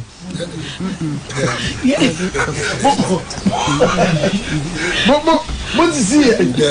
Sisi pianim. Mami du fie. Kanina na in olden days near the Edong. In the olden days, very early in the morning, near Bodon cry na obia musa is time to pray. Other Islam for the omuye. Allahu akbar wa ya lil farat ashhadu an la ilaha illallah ashhadu anna muhammadur rasulullah Allah chesa mumra ma yen ko sum nyame ai akrabofo no aye turu woman no ana yen so ne bodon cry na ma me du fie madam Rose du fie wonu bodon a madabia wona frem nya no mo ene de etimi seteta sabre en setetam nya bon no na ya mam du fie de wona na odam teacher nkum don yen ko bompa ye yen ko asore na ma mi we so wonu so nya me nipa de bi ma na nya yie ana ye sisi no sisi is it not cheating? No. For the one who ring the church bell raises Christians to go and worship God. Nana yensisi no. All right. It is a siano. In conclusion, you must have my son here. You can't say nyame nipa a center ewo enipa bi so. And I say church members special people are nyankopon atwusu omo. Say afise onyankopon otwusu. All right. 12 disciples. Good. Enti no matter what odin echikra oye we kra wan twusu. Nabi. Enti ejuma oye ohia o onyame betwe o kade be nyame obua na nje juma koso. Yeah. O ordain as say no ordain prophets apostles no e di ne hunhungu omo so no. So mo ko no mo koye we no. On ka mo ho. Okay. Osi Yesu ebisa wo mo say na mo nso ana Yesu ni dumienu no na ye ana Yesu si dumienu no say mo nso mo pese mo ko bia na fisada nipa bebre aba Yesu nchen abedi di amen and omusa be pa aduane ni bio, and Jesus was telling them say aduane bia ni ho na aduane e wo ho ye me body and me blood. There's a call ye beifo nipa wi nipa nam and omu dwane koy na obi say and Yesu si dumienu no say mo so be ko bia na Simon Peter bua say awurade hwan nchen na ye nkro wo na wo da nkwasem na ya ji wadi enti de nyame afre no no wa nyame nkyɛn no ono nyame ba nyame nipa right mama fa wo so a ye ba sai ababio na ya mama ya yete ne nkan prophetess Mrs Mavis Ado Dr. KK Pepra roofing system one that this see trousers no me ade eba ye and yakọ anim ewo edan so bo fi so ko wure mu a ene woduma ye bo frɛ ama na wa sapele ane edinam nom nyina wunya bibie redwood nom ni nyina asa Dr. KK Pepra da Roma ene wasesam asafro ye believe in the blood of Jesus ministry what the blue na ene ninuam na make can the Pepra aso account remember the Pepra o ba for me first born Pepra ba for di na me body namesake Pepra awa no only o me or your brother take Mashiano. Oh, I see. That the doctor Irini. One year, I want me banny a very good. All right. Mama, Cobra says, King David, press him in I encore.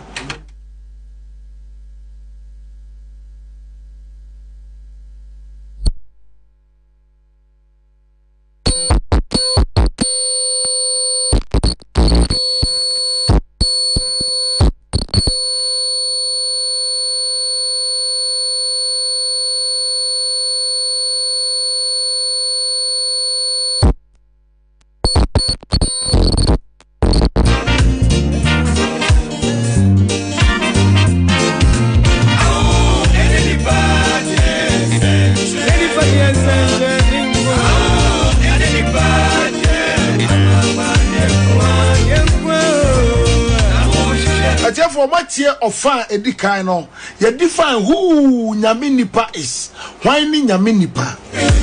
na afani e ba behwe enema now ye ba behwe enema ayo se nyame nipa obi ye ansa na wa qualify as nyame nipa neza nyame nipa de betu afre bebre abu bebre millions of nyame nipa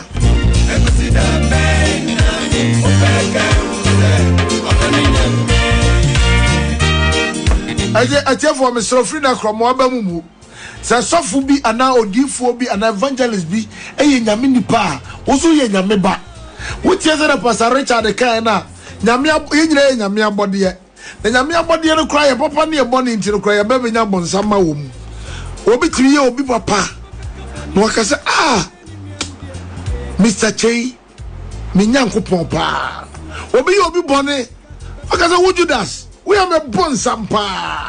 Openyenga sitting in a as a winning as senior man in a brana chili ukra. Ever so. Eti afeni ya baba ofa etosum yenu. Na ya hwe se nyame nipa na bedoso. Edi fi na kroma wa ba musa wo yem fro nyame nipa. Wonya adu nipa se de akrobeto kan no. Wo nyame ba. Ede wo nyame ma ede wo nyame nipa ede wo bonsama enso nenu ni adumati tuntoji wono basa siswa emom so beti ede ya ji atum de ya sofo ya kan se edi ka je no atum a ye ba behwe ede na obi ba ya ebe kire se oye nyame nipa fize nyame nipa na ba be doso ede ya hwe ya ne ya ma mehunu mopano free in teteno emu the rare rice from the chaff brosara bruni ebekano chaff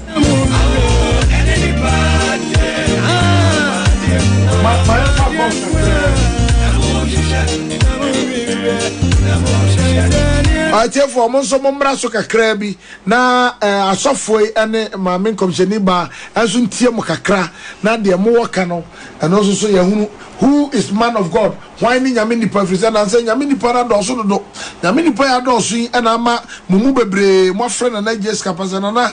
frasofo na bi so om say wo ye nyame nipa ye so ye hwan na wo ba cheche ne ma bebrebe mu hello na Adjei Sikapa ba cho wana ka say Nana Wogyedie nyina Big Bernard Amonia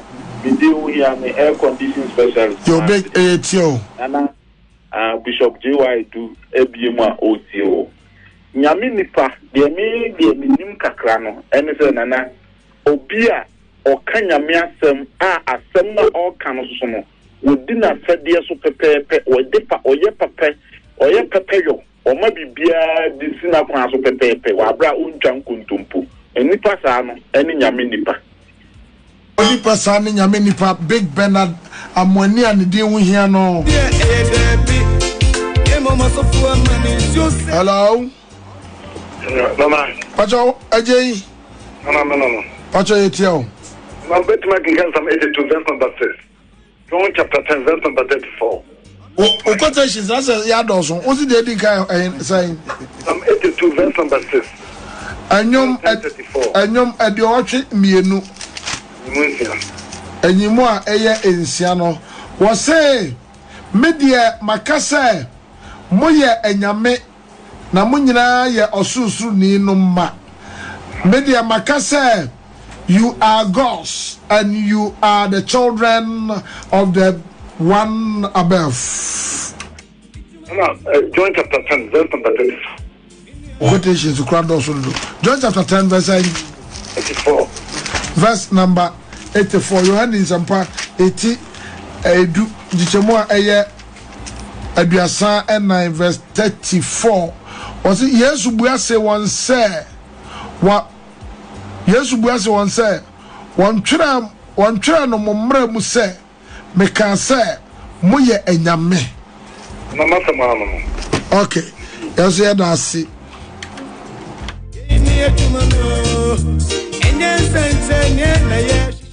Hello.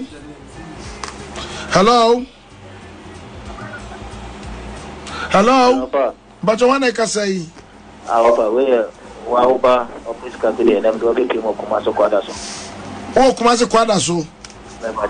o kwada so nsuo manase bora kesiem ana pa opani nyane entem ho anasa wo hwumase kwanso na kasa hiye wo nua wo kasa gu mena se dodo oba me dati bebe ai o nya be ma office kabili me amene etio oba no kwa mo ni de enyo sofo ene ye kan se nyame nipa demo mo bibiara odi nyankopon di obi biara odi se nyankopon Jesus Christ is the son of God no o nyame nipa it is a time to no necessarily osofo nko na nyame nipa ene na atamo o kan ye se obo ye se ne so no osofo nko na obo ne se ne so na obo nipa biara se ne so na mo wo di se Jesus Christ is the son of God no automatically you qualify to be nyame nipa ofa no and the asofo no mo de what did no me tun wa me tiate ye nyina ya nyame nipa just almost special favor be no mo so but no just so me nyame nipa na ye aka ne ye some nipa dabi nyame nipa so far as you believe say Jesus Christ the son of the living na yakobo na be wuti ya kwate ye nyina ya nyame nipa ofa me that you ma me tell me ma me dabi prema ewo ye atenta nyame kra ofa. Okay, yes, yeah, that's papa. Yeah, but call Madam Candy Chape Praso. Hello. And Adjei Sikapa. Marco Pempacho, one like I say. The friend of Consibu watching Corrobo. And Adjei, the phone, some far near my palm, and then me tell their mother programs. Yeah, me too, Papa. Now to make me out that. If when I'm going to Papa. Amen. Amen. Me pacho me chia me kromo for orobon fo nyina kwa orobon me chia mu nyina yo nana de pacho ne tie se eni nyankopon ni babi o ati ni pani good samaritan obi ha oye obi timi yo obi papa o se oni be nyankopon nifa eni nyankopon ni babi sonko wi ase abodi biara wo wi bia nyina nyankopon nipa enti sonko wi ase ta na mementi ase tie. That's as I would asofo ya ewa he nya adwene. Anya bra masa eni bible no musa. Eni bible no ba bia sa. Nyame ba o se ne nsaso nko ade we nyame nipa. Na dia okay wo dia mamimi sa we na se bia obegya e ho akwa. Ai dia watigeto a watwewi ne tramoni no ono so nyame ba o se ne nsaso. Ono so nyame dia ya. Nyankopon nipa na mum bia abrabo bi mempe ebi asem yamfa ebi amehye ho me say de ono eye nyame adwuma yie no wo ye nyame nipa na won waka say nyame boye nyira se ne nseso ena me bi say de won hu akoka ni de watwetra mo ani de wode opinfo mo ja pesika no sa wo mu so nyame obi ye nyame nseso wo mu so ye nyame nipa na nyina Nyankopon nipa Adjei Nyankopon enchira papa pa chaw me yiri jamen soka kakre di bre nipa man to dia. Oh, okay, what am I? What can I say? You didn't. Mammy, my Adjei. Yeah, about your Casadeka cry. Hello, mommy. Me say, I bay for you. I bay for you. Sophia bay for you. What fair radio so on the atom, no baby cat is here. Ting. We want to share here anymore. Many say. There is a prim so Adjei, you know. All right.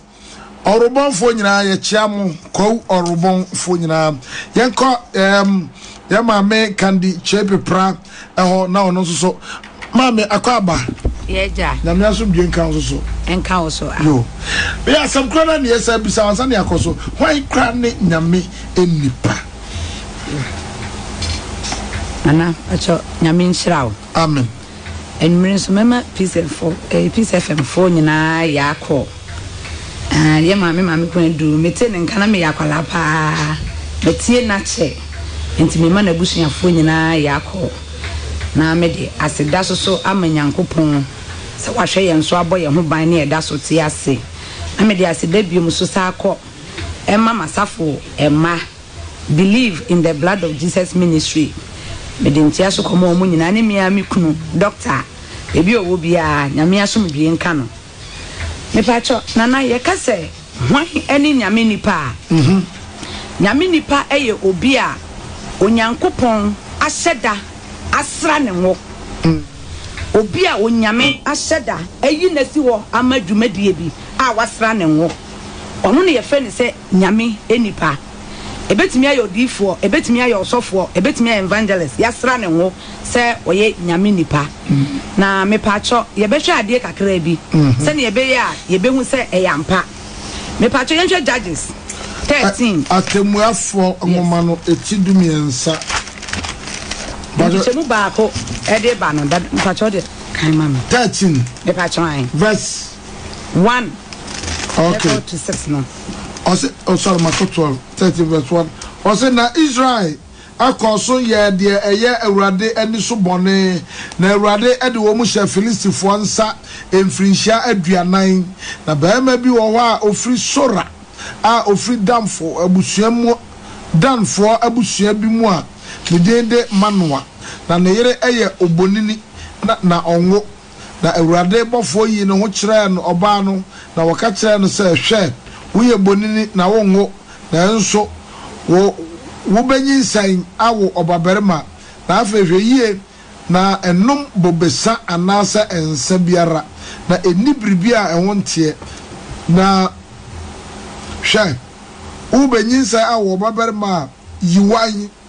kafra yiwan ankanitire na abofra no beye onyankopon ahotuafo afiri yafunu mu na ono ana obefiri ase agi Israel afiri Filistifo ensem amen amen won nana sa Israel fo ya Bible ka omo ho asemi aye nkrofo bia na omo ya asoden a omo nyina ye nyamema Israel fo ne ye nyankopon ma ye nyi omo mfim so omo ne nyankopon ma ya nyamema nanso so na nyankopon pe obi a obakwaji Israel fo ne free Philistines fo ne nsem enti wo sheda Samson ye obi a yaka na ho asem enti nyame sheda eno Samson wo enti Bible ne miete ase ese yefunum no ono ankasa ne nyankopon ahyeda asra ne ho a wo ba beji Israel fo no every Philistines fo ne nsem ne yebe hu aham ye hu se ye onyame nipa ane ye wonyame ma no Samson ye bebusa ye hu se nana ono nko ade a wode nko a no wo wa ono nko atimi kwako nipa baako etimi kum nipa mpempem nipa bebreba ne so a Bible otimi fa aboa kura ja no de abronkrofo nu waku wo mo ye musa ye ho se ono nko na wo yedi nipa na Israel fo no so wo ho enipa bebre wo ho but ono pe ana nyankopon atu so no se wo mra na womra Israel for omeye bibi sronko enfri Philistines for no and Israel for no mfiri omunsam enti sa wo nipa we nana wode ne toto obi aho a enye yie amen wontimi mfa sa nipa we nka se me ti o ese meka se me ne ye baako anase ordinary pe na Israel for no omo ne pepe nyame betimi yi Israel for ni bi ama nka omako agi Israel for no afri nkwaso mu but we Bible no me yehu ni se ente sa o se da sra ne wo ye funu mu anointing no o ye special different wo ba ababeyi Israel for no e de afri nkwa sumu enti ye nyina enti sa nipa we no wontimi nka se woni obi obi wo tonyo eye baako wodi ni mienu wodi ono e de compare sa nipa na enye adwuma efisɛ ɔno yɛ ɔno kuta bibia nea wɔ prapra dem hɔ no ɔno nkuta bi ana Bible no so amoate ase sɛ ɛyɛ nyame himself ɛna ahyɛ da yɛ ne saa but yɛ nyina so yɛ nyame ma enti nyame wɔ adwuma a wɔde wɔ bia ɛdɛn ɛyɛ enti ɔno no deɛ ɔyɛ nyame nipa straight a nyame na ankasa na ɛko ɛyɛ bibia fa ne mu ɛma no etimi ɛyɛ nneɛma a enti ɔfata sɛ ɛbɛfrɛ ne sɛ ɔyɛ nyame enipa amen na mpatsɔ wosaba Ezekiel 3 na odifo Ezekiel ngoma eti miensa pacho chemusa me pacho baako na o kan firi baako ne ba no Ezekiel chapter 3 verse number 1 ose na oka kire me se onipa ba de uhuru no di ngoma mo boye yi na kasa kire Israel fie ana me bue manum na omami di enwoma moboye no na okakire me se onipa ba ma wo yafunu eni na fa enwoma moboye a mede me ma woyi ehye wayem die ma na midi na manum na ne de etese ewo amen na minsha nana ahaso so yese hu se Ezekiel so sayo di obi a onyame himself na ayden afre no ade na nyame ansoma ye nyina ya yeti nyame ansoma ye nyina amom se yenko na yenko kana se no chusu Ezekiel nko a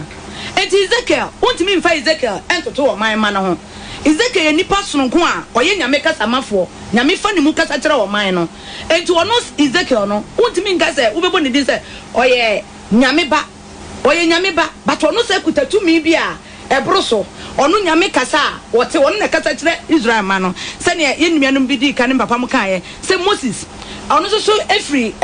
onu so ye Israel ni a o makodi baabi na nyame se da ji Moses sononko se ko na ko ka kire ko jime menko a efri sanko asum ni mu Moses pen na nyame ne kasa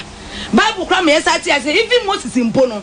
onu so sa ye different e wadifo ni mu onu nko na Nyankopon ti me ne kasa ano ni so difo bi mada onu so ye nyame nipa asemo ya wakan wonka ya pa adifo no bi adwa papa bisa ene adifo no bi so omni nyame kasa bisa Ghana ha ye obofo awa ha ana abofo na chikura no ye wo abofo nua ayi tafram ni moka fram no womni Yesu kasa eti eruna okay se Moses nkoane odifo a na otimi ni nyame kasa ano ne ano metimi me pacho mi chacha demu nyame metimi me ne computer ma me chiao sofu kum chacha mo hote sen sofu apreku mo nana metimi akoda na wo Nyankopon ne me kasa but we Bible ni me yehu ni se ono ne de ne ye face to face na nyame ne kasa enti oye different wo adifo na ho enti wodifo bi ka se wo ka se Moses nyame ne kasa no wonte ase a aye no kore e ba akopɛ Bible no si ni tirase a enye ye ne ya cho Bible no nyame himself ehu mi mu ne ya de tintim nwoma ne mama yen enti wo mi me da ha na me nya vision ene dada te ho na wo hu na ade a ye mienu difference e wo ye mu mi metimi ada ansa na nyame te Nyankopon ne dada so te ho a street ya obetimi nyame akasa enti me ne dada ye nyina ye te nyame but ye different people enti sandi power dada untimi nka say so obi wa asori dem na wo som wo ho a ono so ye nyame ba nti enfre we so say ono so ye nyame ba no onyame aseda na wa frɛ wo mo de tumi bi ahyɛ wo mo nsa me pacho me example kakra Peace FM ha mo we nana obi a won adwuma wo ye me ye sure say mo papa hyede nipa pani baako a wono no control ha nyina but mo nyina mo ye adwuma e ma Peace FM but ade na mo nyina mo ntimi nya adwuma ni mom no yi baako pese ono nye na won hwa mo so and say nipa no ye de ne toto mo ho a aye no kure enye yie because ya mani to me bia aye above mo de no to no control mo akamfo kura mebusam etidu enchichemu baako no wo se ahemfu nchiniye edidi de bi achi ana wokọ enyimo ya enso na 7B no so a wo se ensatia we kura ni nyina anyepe yes ebi wa chebi so ho enti so hwe difo ya yasra mo obi yasra ne ho nyame ye da sra ne ho no wo de ne toto ordinary person bia ho a yenyina ye nyame ma onyame wonyi bi mfiri mu but wo de ne toto obi a ho a eje ye n'adwuma na wo ye no e different na ka ye fra ye nyame ma sofo ayasra no wodifo a wonya ni so ade hunu osempa kan ya wakansempa ye fra ye nyina nyame ma na nkanka ne nyame nipa so a eno so nanka ayeden the word nyame nipa nanka ye nyina nkanka ne nyame ma na ye nyina nketrim nyebe Dame Pacho, asa wasamna saba John chapter 1 verse 12 na. O ma won to me say. Yes. One ogini dindi ye no. Omume ye Nyankopon ma. What ya say na na. Na Yesu kura bra wo tusu 12 no. Na nipa bebre ne di nachi. Enye nipa ba akopɛ. Na wo mo dɔso na wo di nachi. But wo hwemu wo di nachi so obi na dwuma wo ye ye. Even yante hwe kura te sa akola keto kura di brodo bai. Na mpanimfo ho akomode wo mo. Ba mpanimfo ni nyina na obi ankuta brodo. Akwala ba akopɛ na no okuta brodo but Yesu tusu 12 no wantu so akwala na nka ho enti wo sede dwumadie bi ma 12 no se wo mo mfanko na mo mfanko ma wiase eno nkyerɛ se wo mo maka ne Nyankopɔn ma obi aye nyame ba nanso so ye de dwuma bi se wo nsa ma wo be ye above nipa nyina eni ti se wo be hwe a omo amebubo omo di se asra wo mo nwi obi akwa ye sra ne ho na ye kye na de a onye den wonko no nko ye se wo sa ba John ya na mpa choka we Yohanes mpa John chapter 1 11 no to 18 no pacho na naka John chapter 1 verse number 11 to 8 oh dan pacho Luke chapter 1 pacho me look at some petit baako pacho njemu sen pacho du baako kosi edu nwotwe no Luke chapter 1 verse 11 to 18 was say na awurade bofo bi beyi ne ho e kire no na obegyina ohwam aforbuchia no nifa na Sakaria hu no na komatui ne hu kan no na obofo no se ne Sakaria nsuro na wate wade sre na oyire Elizabeth ebewo obabarima amawo na watu ne din Yohani na ebeye wo enije ani ahosan na wo nti enipa bebre eni baje efrise obeye kese awurade anim na onnom bobe sa ana ensa biara na onkronkron ebeye no ma afri ne na yamumpo amen enti nana usa kan kra ko wadi ma ubehu so okam be ti so say na obedan Israel mamu bebre aba awurade wo Nyankopon nkyai na ode Elia honhom ene ahode ebedi nanim akodane agyanom ya na me pa tweye good enti na obi ani ho a obetimi aye sa adwuma we wase ne papa no kra no ye osofo pani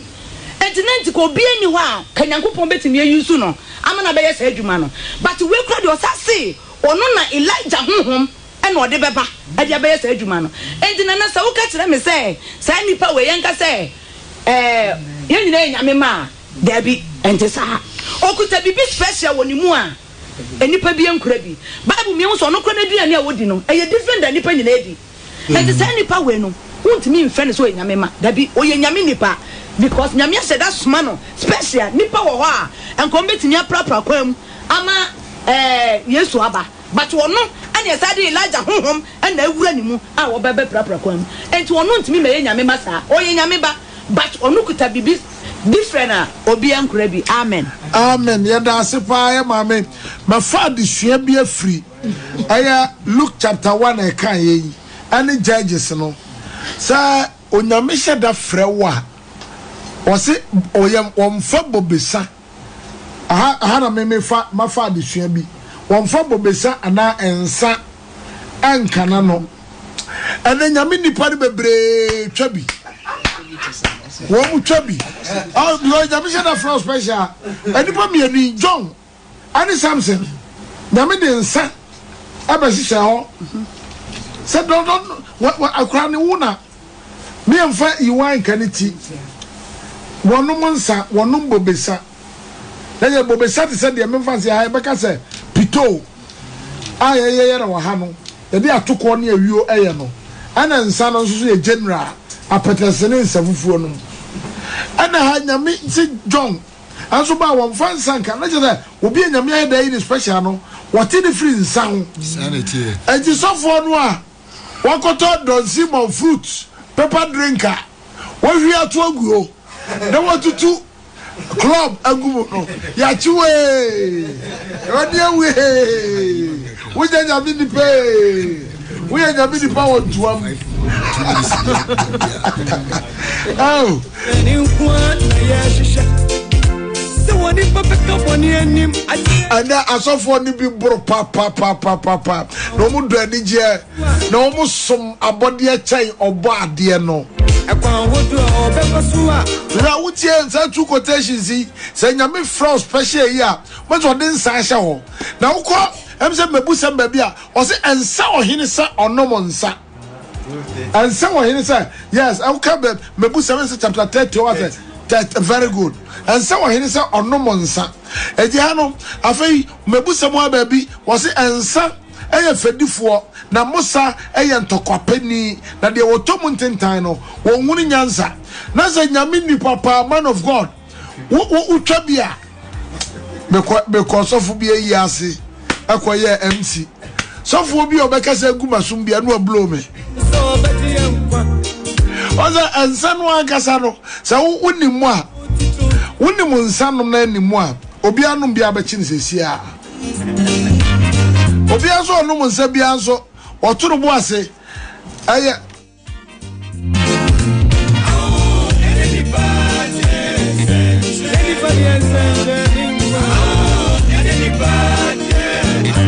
ati enenipa de abote nkai aye sofo maame ana oraire kandi chepe pra aye Dr. KK Pepra na yire lucky enough na yire aye maame sofo yo sofo maame ene wo maame sofo nyame aduma consider be aye Mother's Day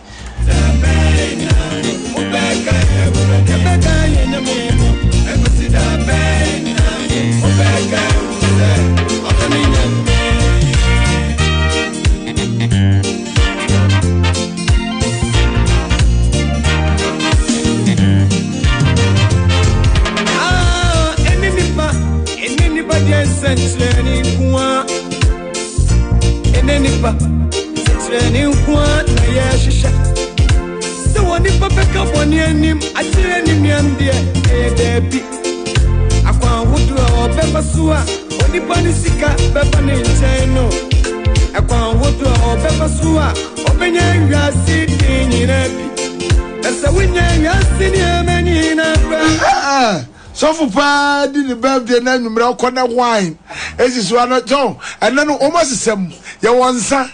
and ye won wine wine and kasaria na percentage no anu aduakra no abra me ko me nua ye o me wine bi be 7 ntimi fa to ano aye sempefo kakra sa mehwe na bi 6%. I wanna watch you see what is one woman was in Zazana the Budano why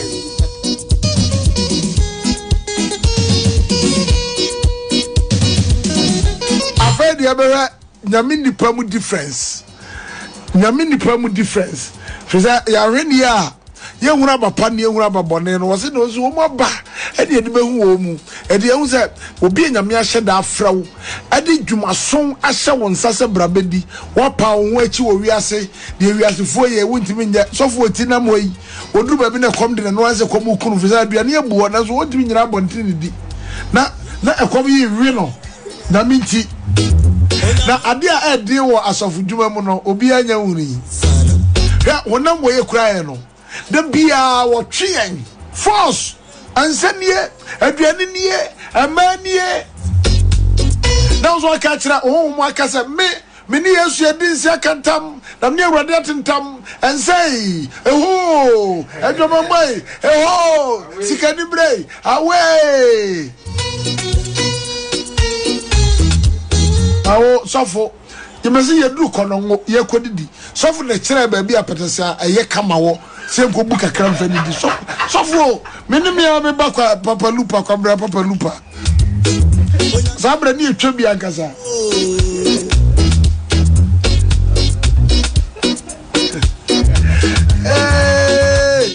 oya mi ehuo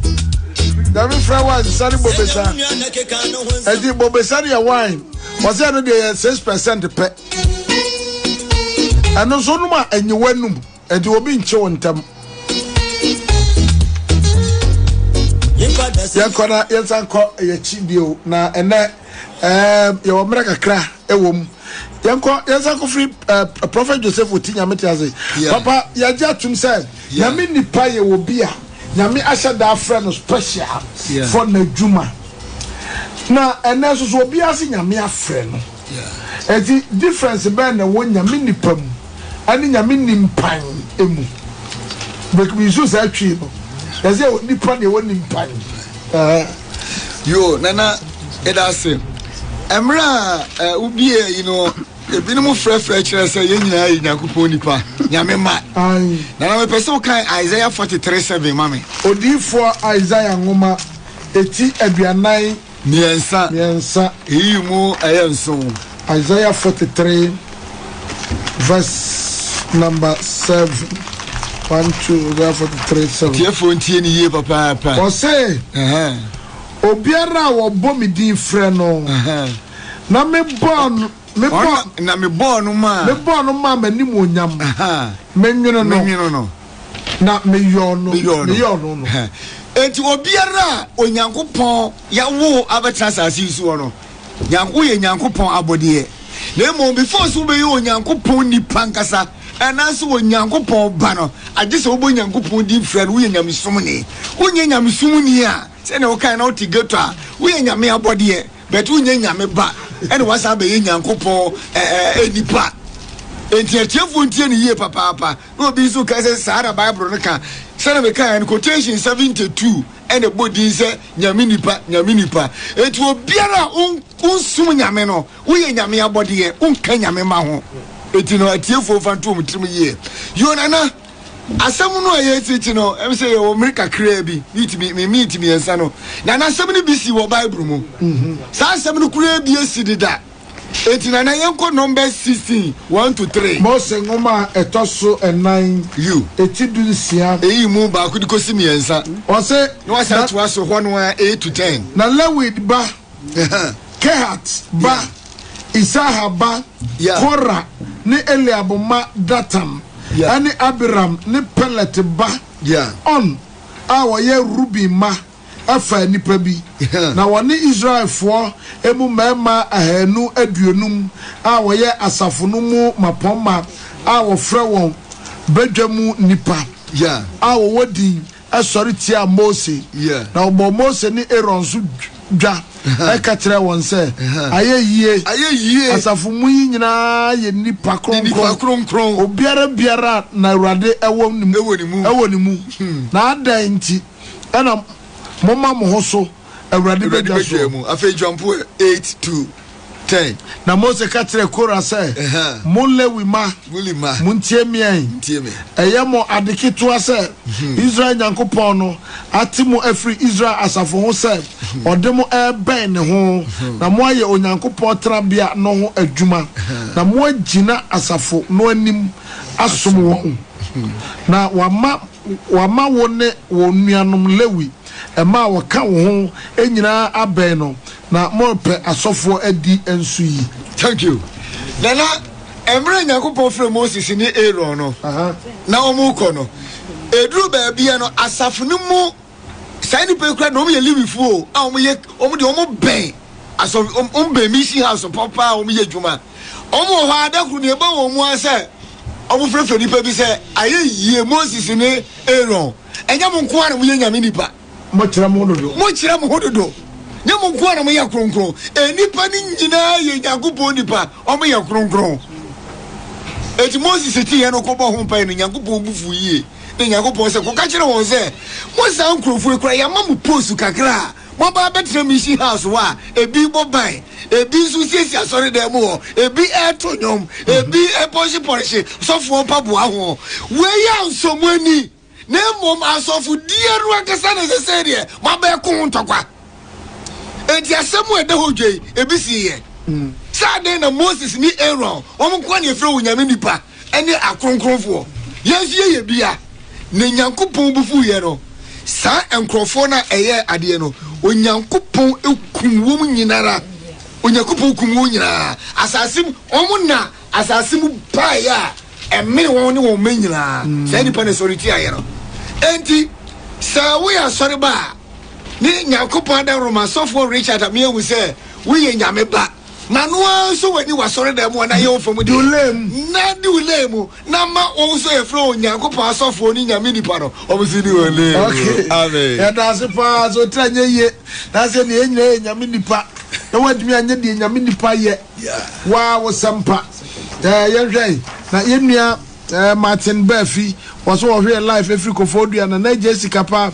we are great ntoma no so fa mabere wa ne toma mi o mi ma mi a woko be 100 years was in the me force me from be ntoma me ma me amanyanta chwa samonyako nana am say from Samuel me show live every Cape Coast me pro topic no papa Jamfi say na Adjei Sikapa me show free USA nana ye nyina ye nyam so nana de so futika no onyai ye nyina ye nyame nipa we are all men of God ediri otwi nyame nipa cocaine ni ye nyame nipa nana I'm watching you live from Tamale nana Tamale Malik Akese Haruna salamu alaikum Malam Haruna very educative program God bless you nyame enshraw afa Christian Jawu nana Adjei me do u program no pa na me show live every takorade me show live nana Adjei e wo Paris na program no wone wasofo no maya ade papa Ata Joseph Senior o say and I want to man we from na fata ododo na ntuma na too much na me show live every Germany and tomorrow we so every brochiro abrofo na be wi ye kenten style and o mna sa de akoye nti e ba ye say me bate abrochire wabra ye de no evalu che wo mu de na me say empeye culture yes ye bibia ya abosom sam nti ana wo mu kwakwa na se krom da kwa na Spider-Man au twitwaje nipa yes ye kwakwa na se no eye Froster ya me hu abibifo mo bo Christian Joe please nana what is the name of your clothes tuma na your friend is saying I'm blown apart me tuma na your friend no me ma me na toma me Abrwana Toma me my mother bought it for me sani your friend no David Ba nana we are too much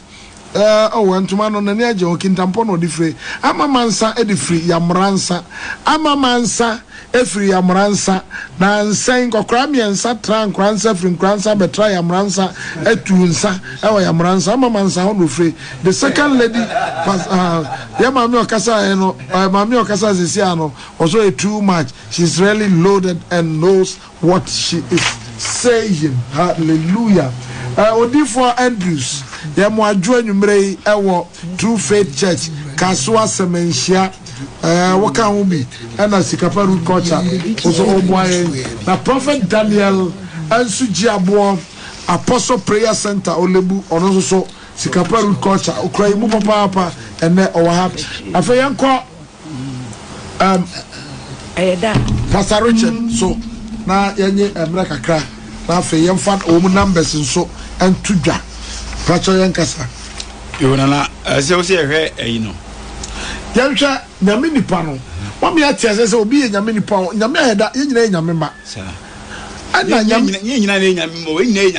nyame abode ye obeji Yesu ade no be nyame ma tu nyame ba mu ne ye twisu nyame nipa na nyame nipa no so na aba abedoso e de be na qualify obi mo ye nyame nipa na de so na kuse we de oboa ya nana Bible no bibia opibia ewum Adjei 1 Peter chapter 1 Petro ngoma edikai 1 Peter chapter 5 verse yankan 1 to 4 no 1 Peter chapter 5 me ya opane bi ani Kristo amanehunu ho adansefo ne animonyam a wo beyi na die no fafafo nso bitum panimfo a ewo mumu no fo se munya ne onyankopon nwanku a wo mu no monhwe won so enya wo hye so na momodomu se de Nyankopon pe enya du furu penti na akoma epenti enya se wona wodi asafoto no so abakoma na monya enhweso emanwankuo no na odwanhwefo pani no eyi ne ho adi a monya animonyam abotra ensaida sa ndi on se Peter kika ensem bi ho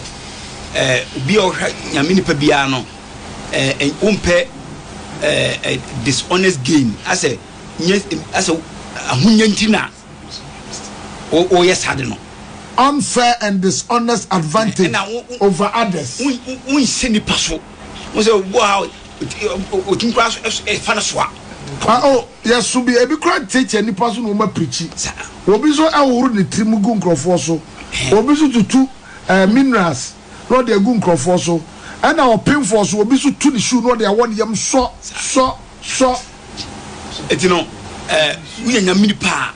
sade no ena ye oba na number Micah chapter 6 verse 8 o ka se mi so ho Micah chapter 6 Micah ngoma chapter 6 and 8 chapter 6 verse 8 was it wakadie eya akere woni pa ba ane de awurade hwehwe no wo ho enya biribi se ade tere na ye ane adoye pe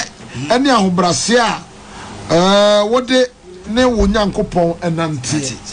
nti no tere na ye ane ahobrase a woni nyame bede e benante nyame ni pa no ye wo esuwa wo bi a was ye hwefiri wo ho what kind 2 Corinthians chapter 2 verse 17 I want to come 2 Corinthians chapter 2 verse chapter number 2 verse 17 number 17 edema say na yentise pia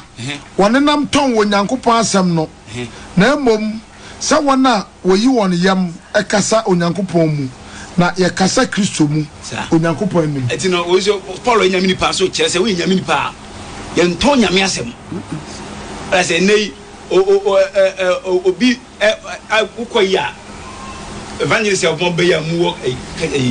second one hwan entoko sie ni se me na meko ni pa so gina o mebrebe wo na akwan fa se wo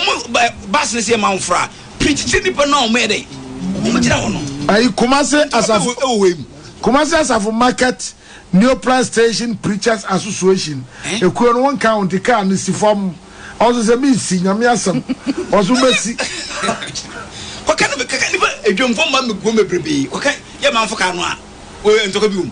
na Ghana crowd ye brown ha nyam sam kan nyehu ko Syria ISIS for yi a wo mu nyame asem wo kum ni pai ko Afghanistan wo benya bia bre Yesu etino o po so ko ton nyame asem tina ma ntino mo an nyame ni pa de o kan nyame asem a enye ahunya skanti eno ere oka na ofiri yem ye de eye when say ni person yes o boy boss over robots we nyame ni pa kwa se kwa soro na se member no bia mu ma kwa nkunya ko betu ere asise nana etama me na me open because near fa ye dickin first I feel dickin and na mpenifo na tenase and na omu interview na omu heda ekika nkonwen ebom omu kika bom na omu eto na omu f uba na frase bra na interview na akwa ba friend na nkonya kika bom no owurawuram o jumpo ha you say omu renji no odu wa kwa se wo felu kra o do ida gi felu asike bom na we ba we kwa no be sofo a oye diki company o oye diki company no be sofo so o ba wati o ya kunyam o robots o twa mo bia abe sisi omunya na so bum bia pepe kunya so nyami ni pa de Yesu Kristo ka se me hohoro mu na se monso munye de munya onfo do peso kese no onye mu nyina ma de akoa anti nyami ni pa de o so timi yuyam na de o se wu ni pa anye yiso o kona se bu ha ne ye o tia sorry o do bat program so bia on nye open prayer ni pa ne ye de e ma no te wo yo open prayer che o wo yo open prayer nche o but me so le gna ye de e open prayer bet on de wa broso o gizo bro o ye yinti wa bro open prayer so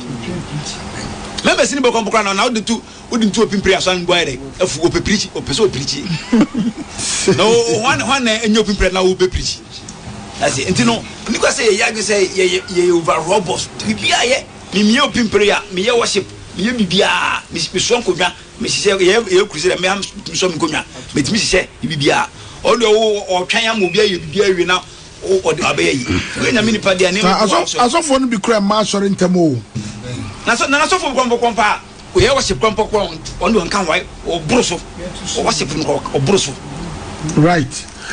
Yada Papa Pastor Richard Namoten and the Law Servants International Ministry International Work Carnation First Light Grace Preparatory School. Now Mama Yanko Yamame Mrs. Mavis Ado.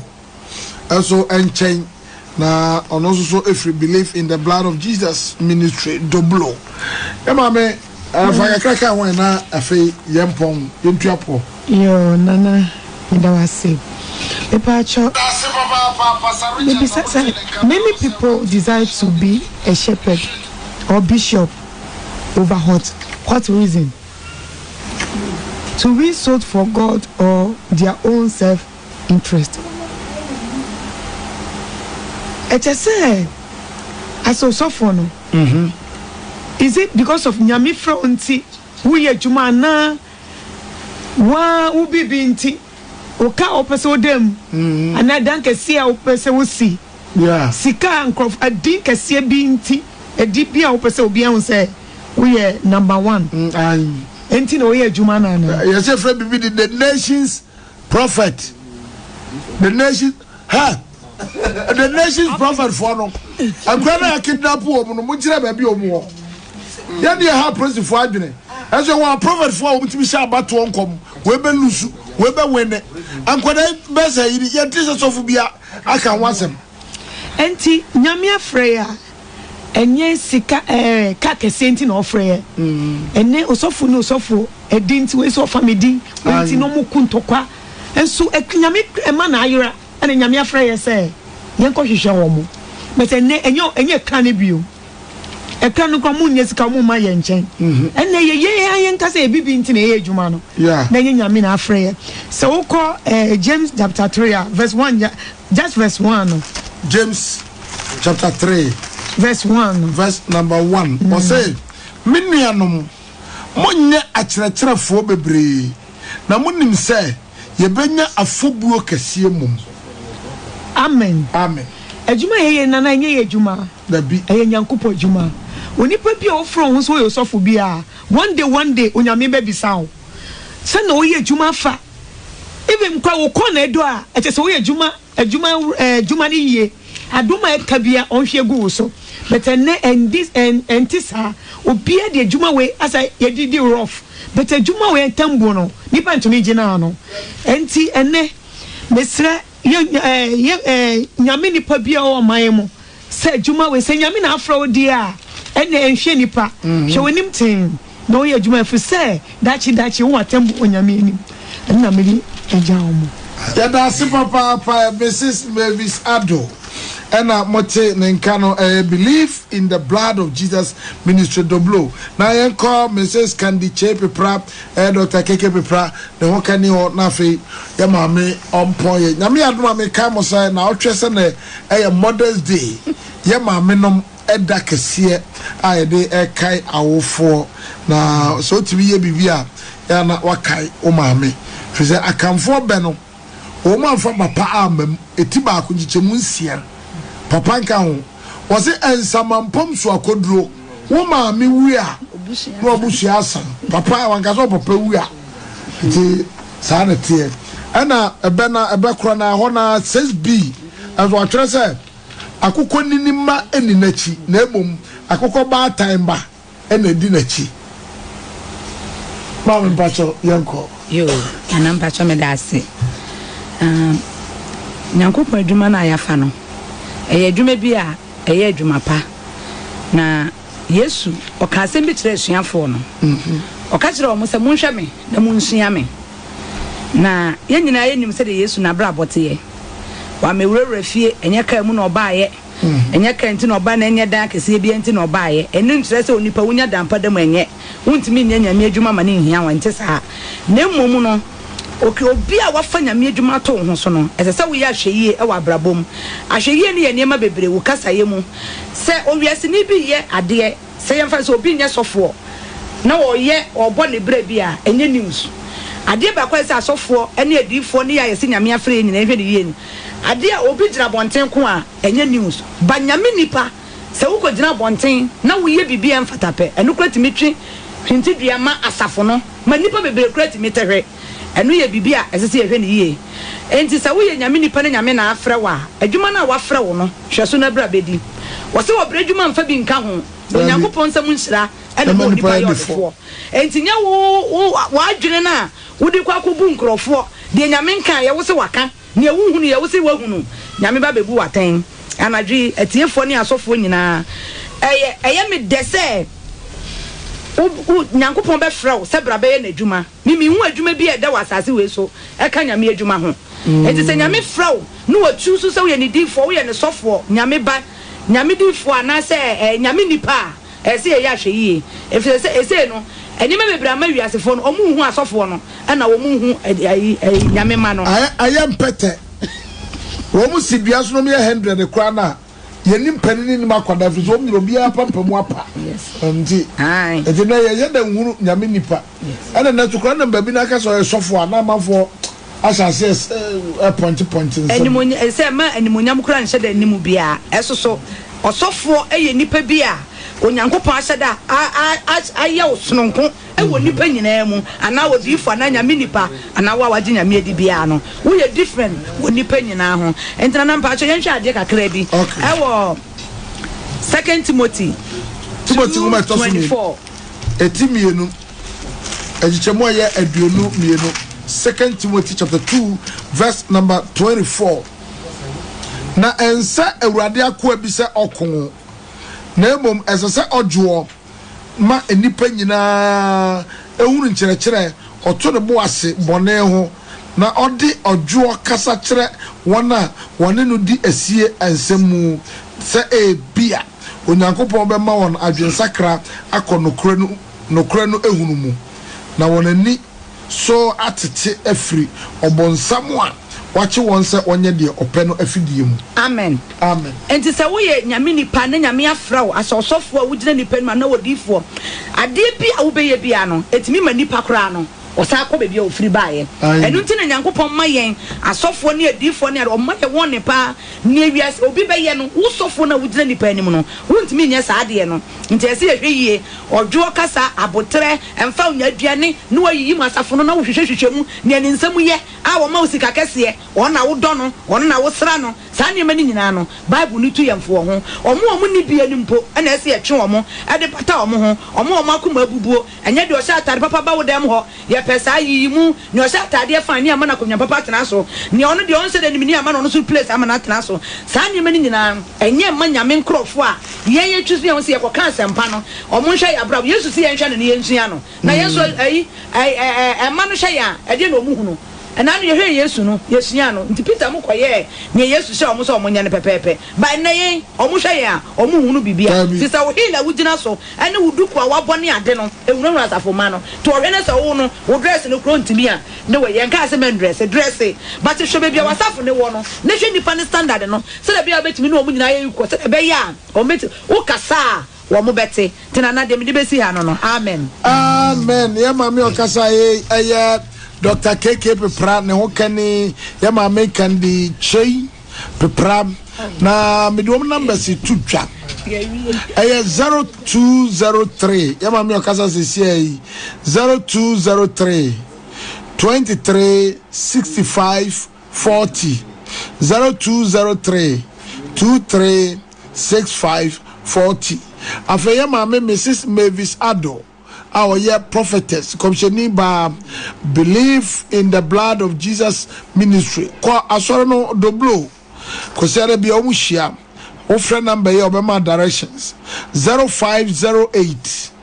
06 9412 0508 069 412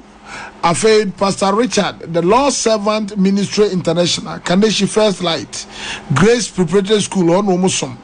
0547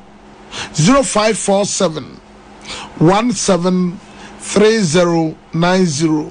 0547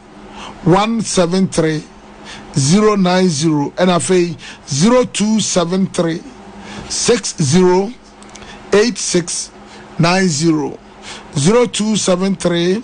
608690. After Prophet Joseph Otinya Metiasi, Revival Church of God, Akweteman, one national leader, from 0246 127227.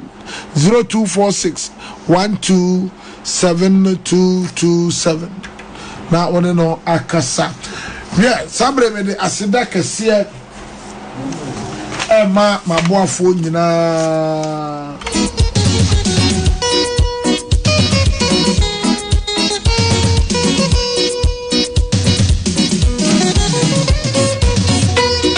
Tana who hear Facebook One Piece 104.3 FM. So and your Sikapa Root Culture. Say about you ko YouTube Sikapa Root Culture Foundation. Sikapa Root Culture Foundation. Oko YouTuber. Yakoba bi ampanin sam ne abakwasam ewo kofa ensam no firi ho na ye de aba begu ho ebi wo a ehun fonini ebi so ne aka ho abakwasam ewo ho aka ho thorough research, cultural, custom, tradition, historical research.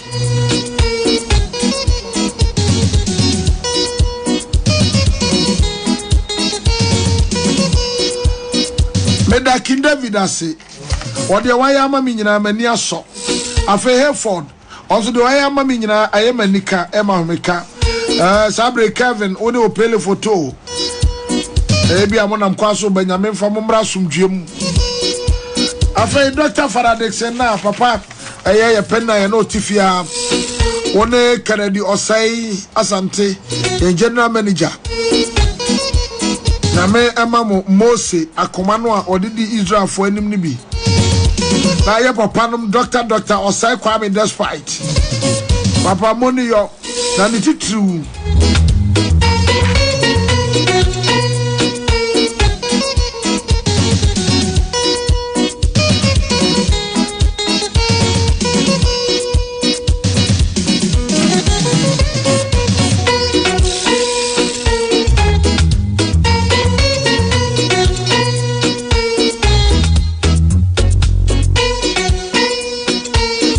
and papa doctor and so for this upon now what that the birthday papa Nyamenka ho one unia Dr. Osai Kwame Despite unia aya na nasumani governor also matrinkwa governor I love you na mama mi chana na krupi busumru Nana eye kokofu dade ase hene ayokofo no ba kono no na no meka ya ape ana dwaso hene nana otwani asafo aka nana frame eye nana dwaso hene wo se ye so ya ayokofo enti nana dwaso hene nana ba bia obia me ma ayokofo adwo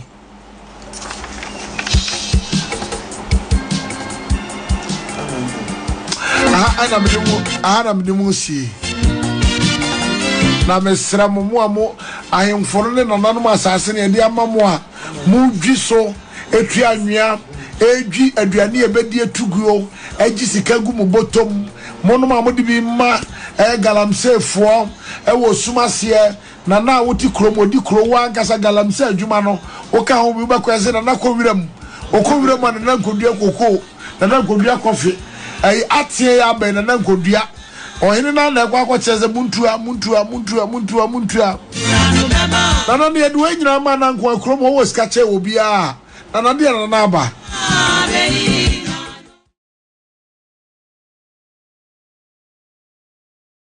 no ya sramo omano ni nipe wo mu da che hyemonsa politicians in there me ya menta nwini wo mu papa wɔn de mfie nan no wɔn kɔ wɔn kura de wɔn bɛkɔ a ahantan ne dwɛɛ sabio ɛba wɔn mu na apam wɔn mu ɔmampani Rollins ewie 8 years no ɛna ndc fo mu sɛ Rollins nti ndc deɛ ɛbɛtra se daa ɛna wɔn nya ahantan nyakopɔ sɛ nkurɔfo mɛtwema so wɔn ma wɔn so fɔm puu ɛna ɔmampani kufo bɛ ndc fo mu ɛgye na wɔn kɔɔɛ ana MPP so bɛdi mfie nwɔtwe afɛ deɛ primaries ɛtɔkwa MPP fo yɛ ahantan na profo kɛseɛ ne court na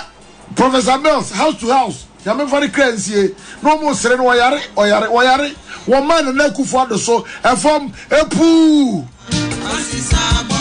eti party bi abɛkɔ opposition na ahantan ne dwɛ aba the members no mu na NDC for Omampani Dada JDM as well by Dia Kunya, a bro Bedia Kunya Fay. Now one day about Mumsey, the Akufo Addo number, way Wako Cray, the Edward Crady about a year. Oh, now helicopter no more air yet. Campaign with William. So you BBR, now Hunter by NDC form, a fair man, but it's difference 1 million.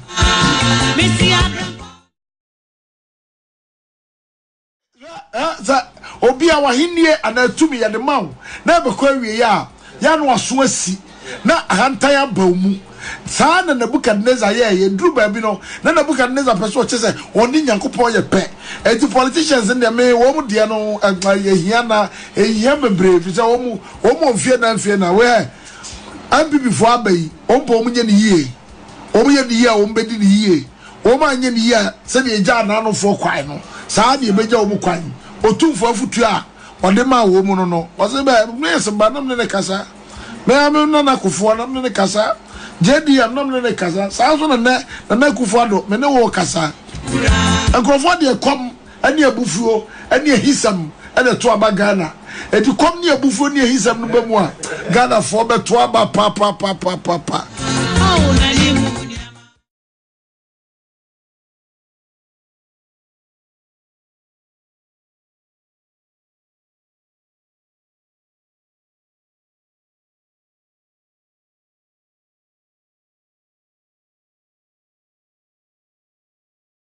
Samia ekɔ de de wa wo ye no na afisa wo na ukura mu a wo ye enti se ka na idwane a wo na asi accelerator so se enwane so a wa na wo change wo GS ne ade ya no de agya ye behwe ade fo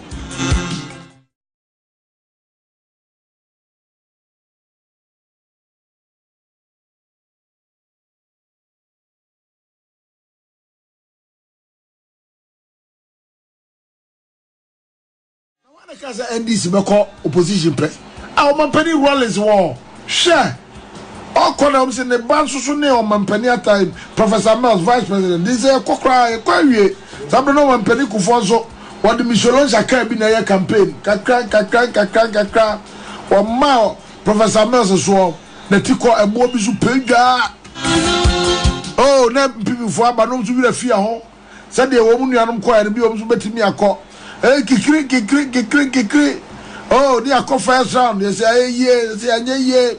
na Akufo Addo na ekro e ma ne president na Akufo Addo so Professor Mills house to house campaign oh na hwe wiem na hwe wiem na pray or die yes yeah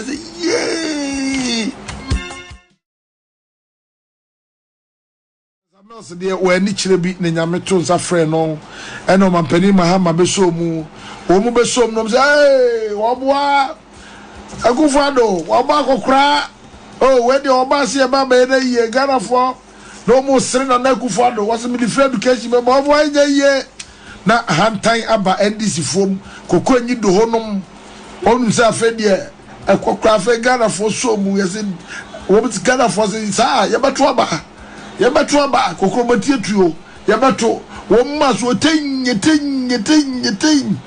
na abrempo da fom na tameshi ya bobbo bi botrofe na MP fo bi na hweso ne we na si aso so wotu ni hwe de S Gracia MBO wotu ni hwe parliament wa onsi obio na kupon enwu yomobo na wonka ho ye nyina e ya gudie bi ne yebedie ebra no so ana wokọ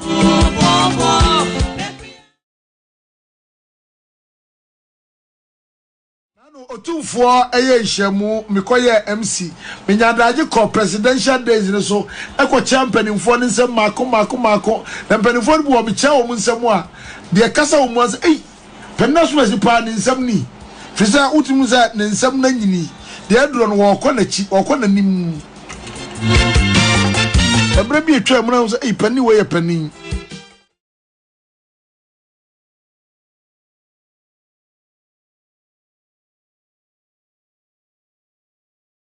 me ho ahyi me cha krafo ba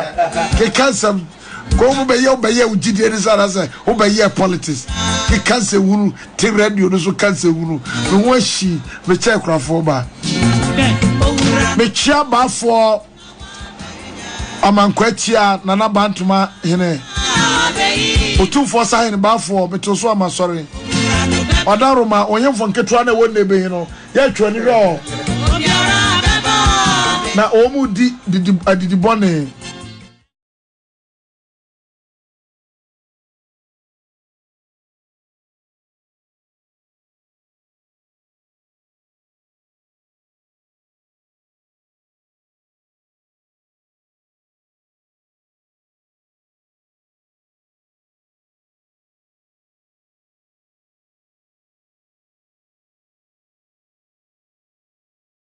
and different poor man so yes I can text message no wo she Germany wa ma ye nyina yakọ won so yakobi je nyina yasem andi ya feel dodo onyontuni a wa ho brase pa ba ko ne andi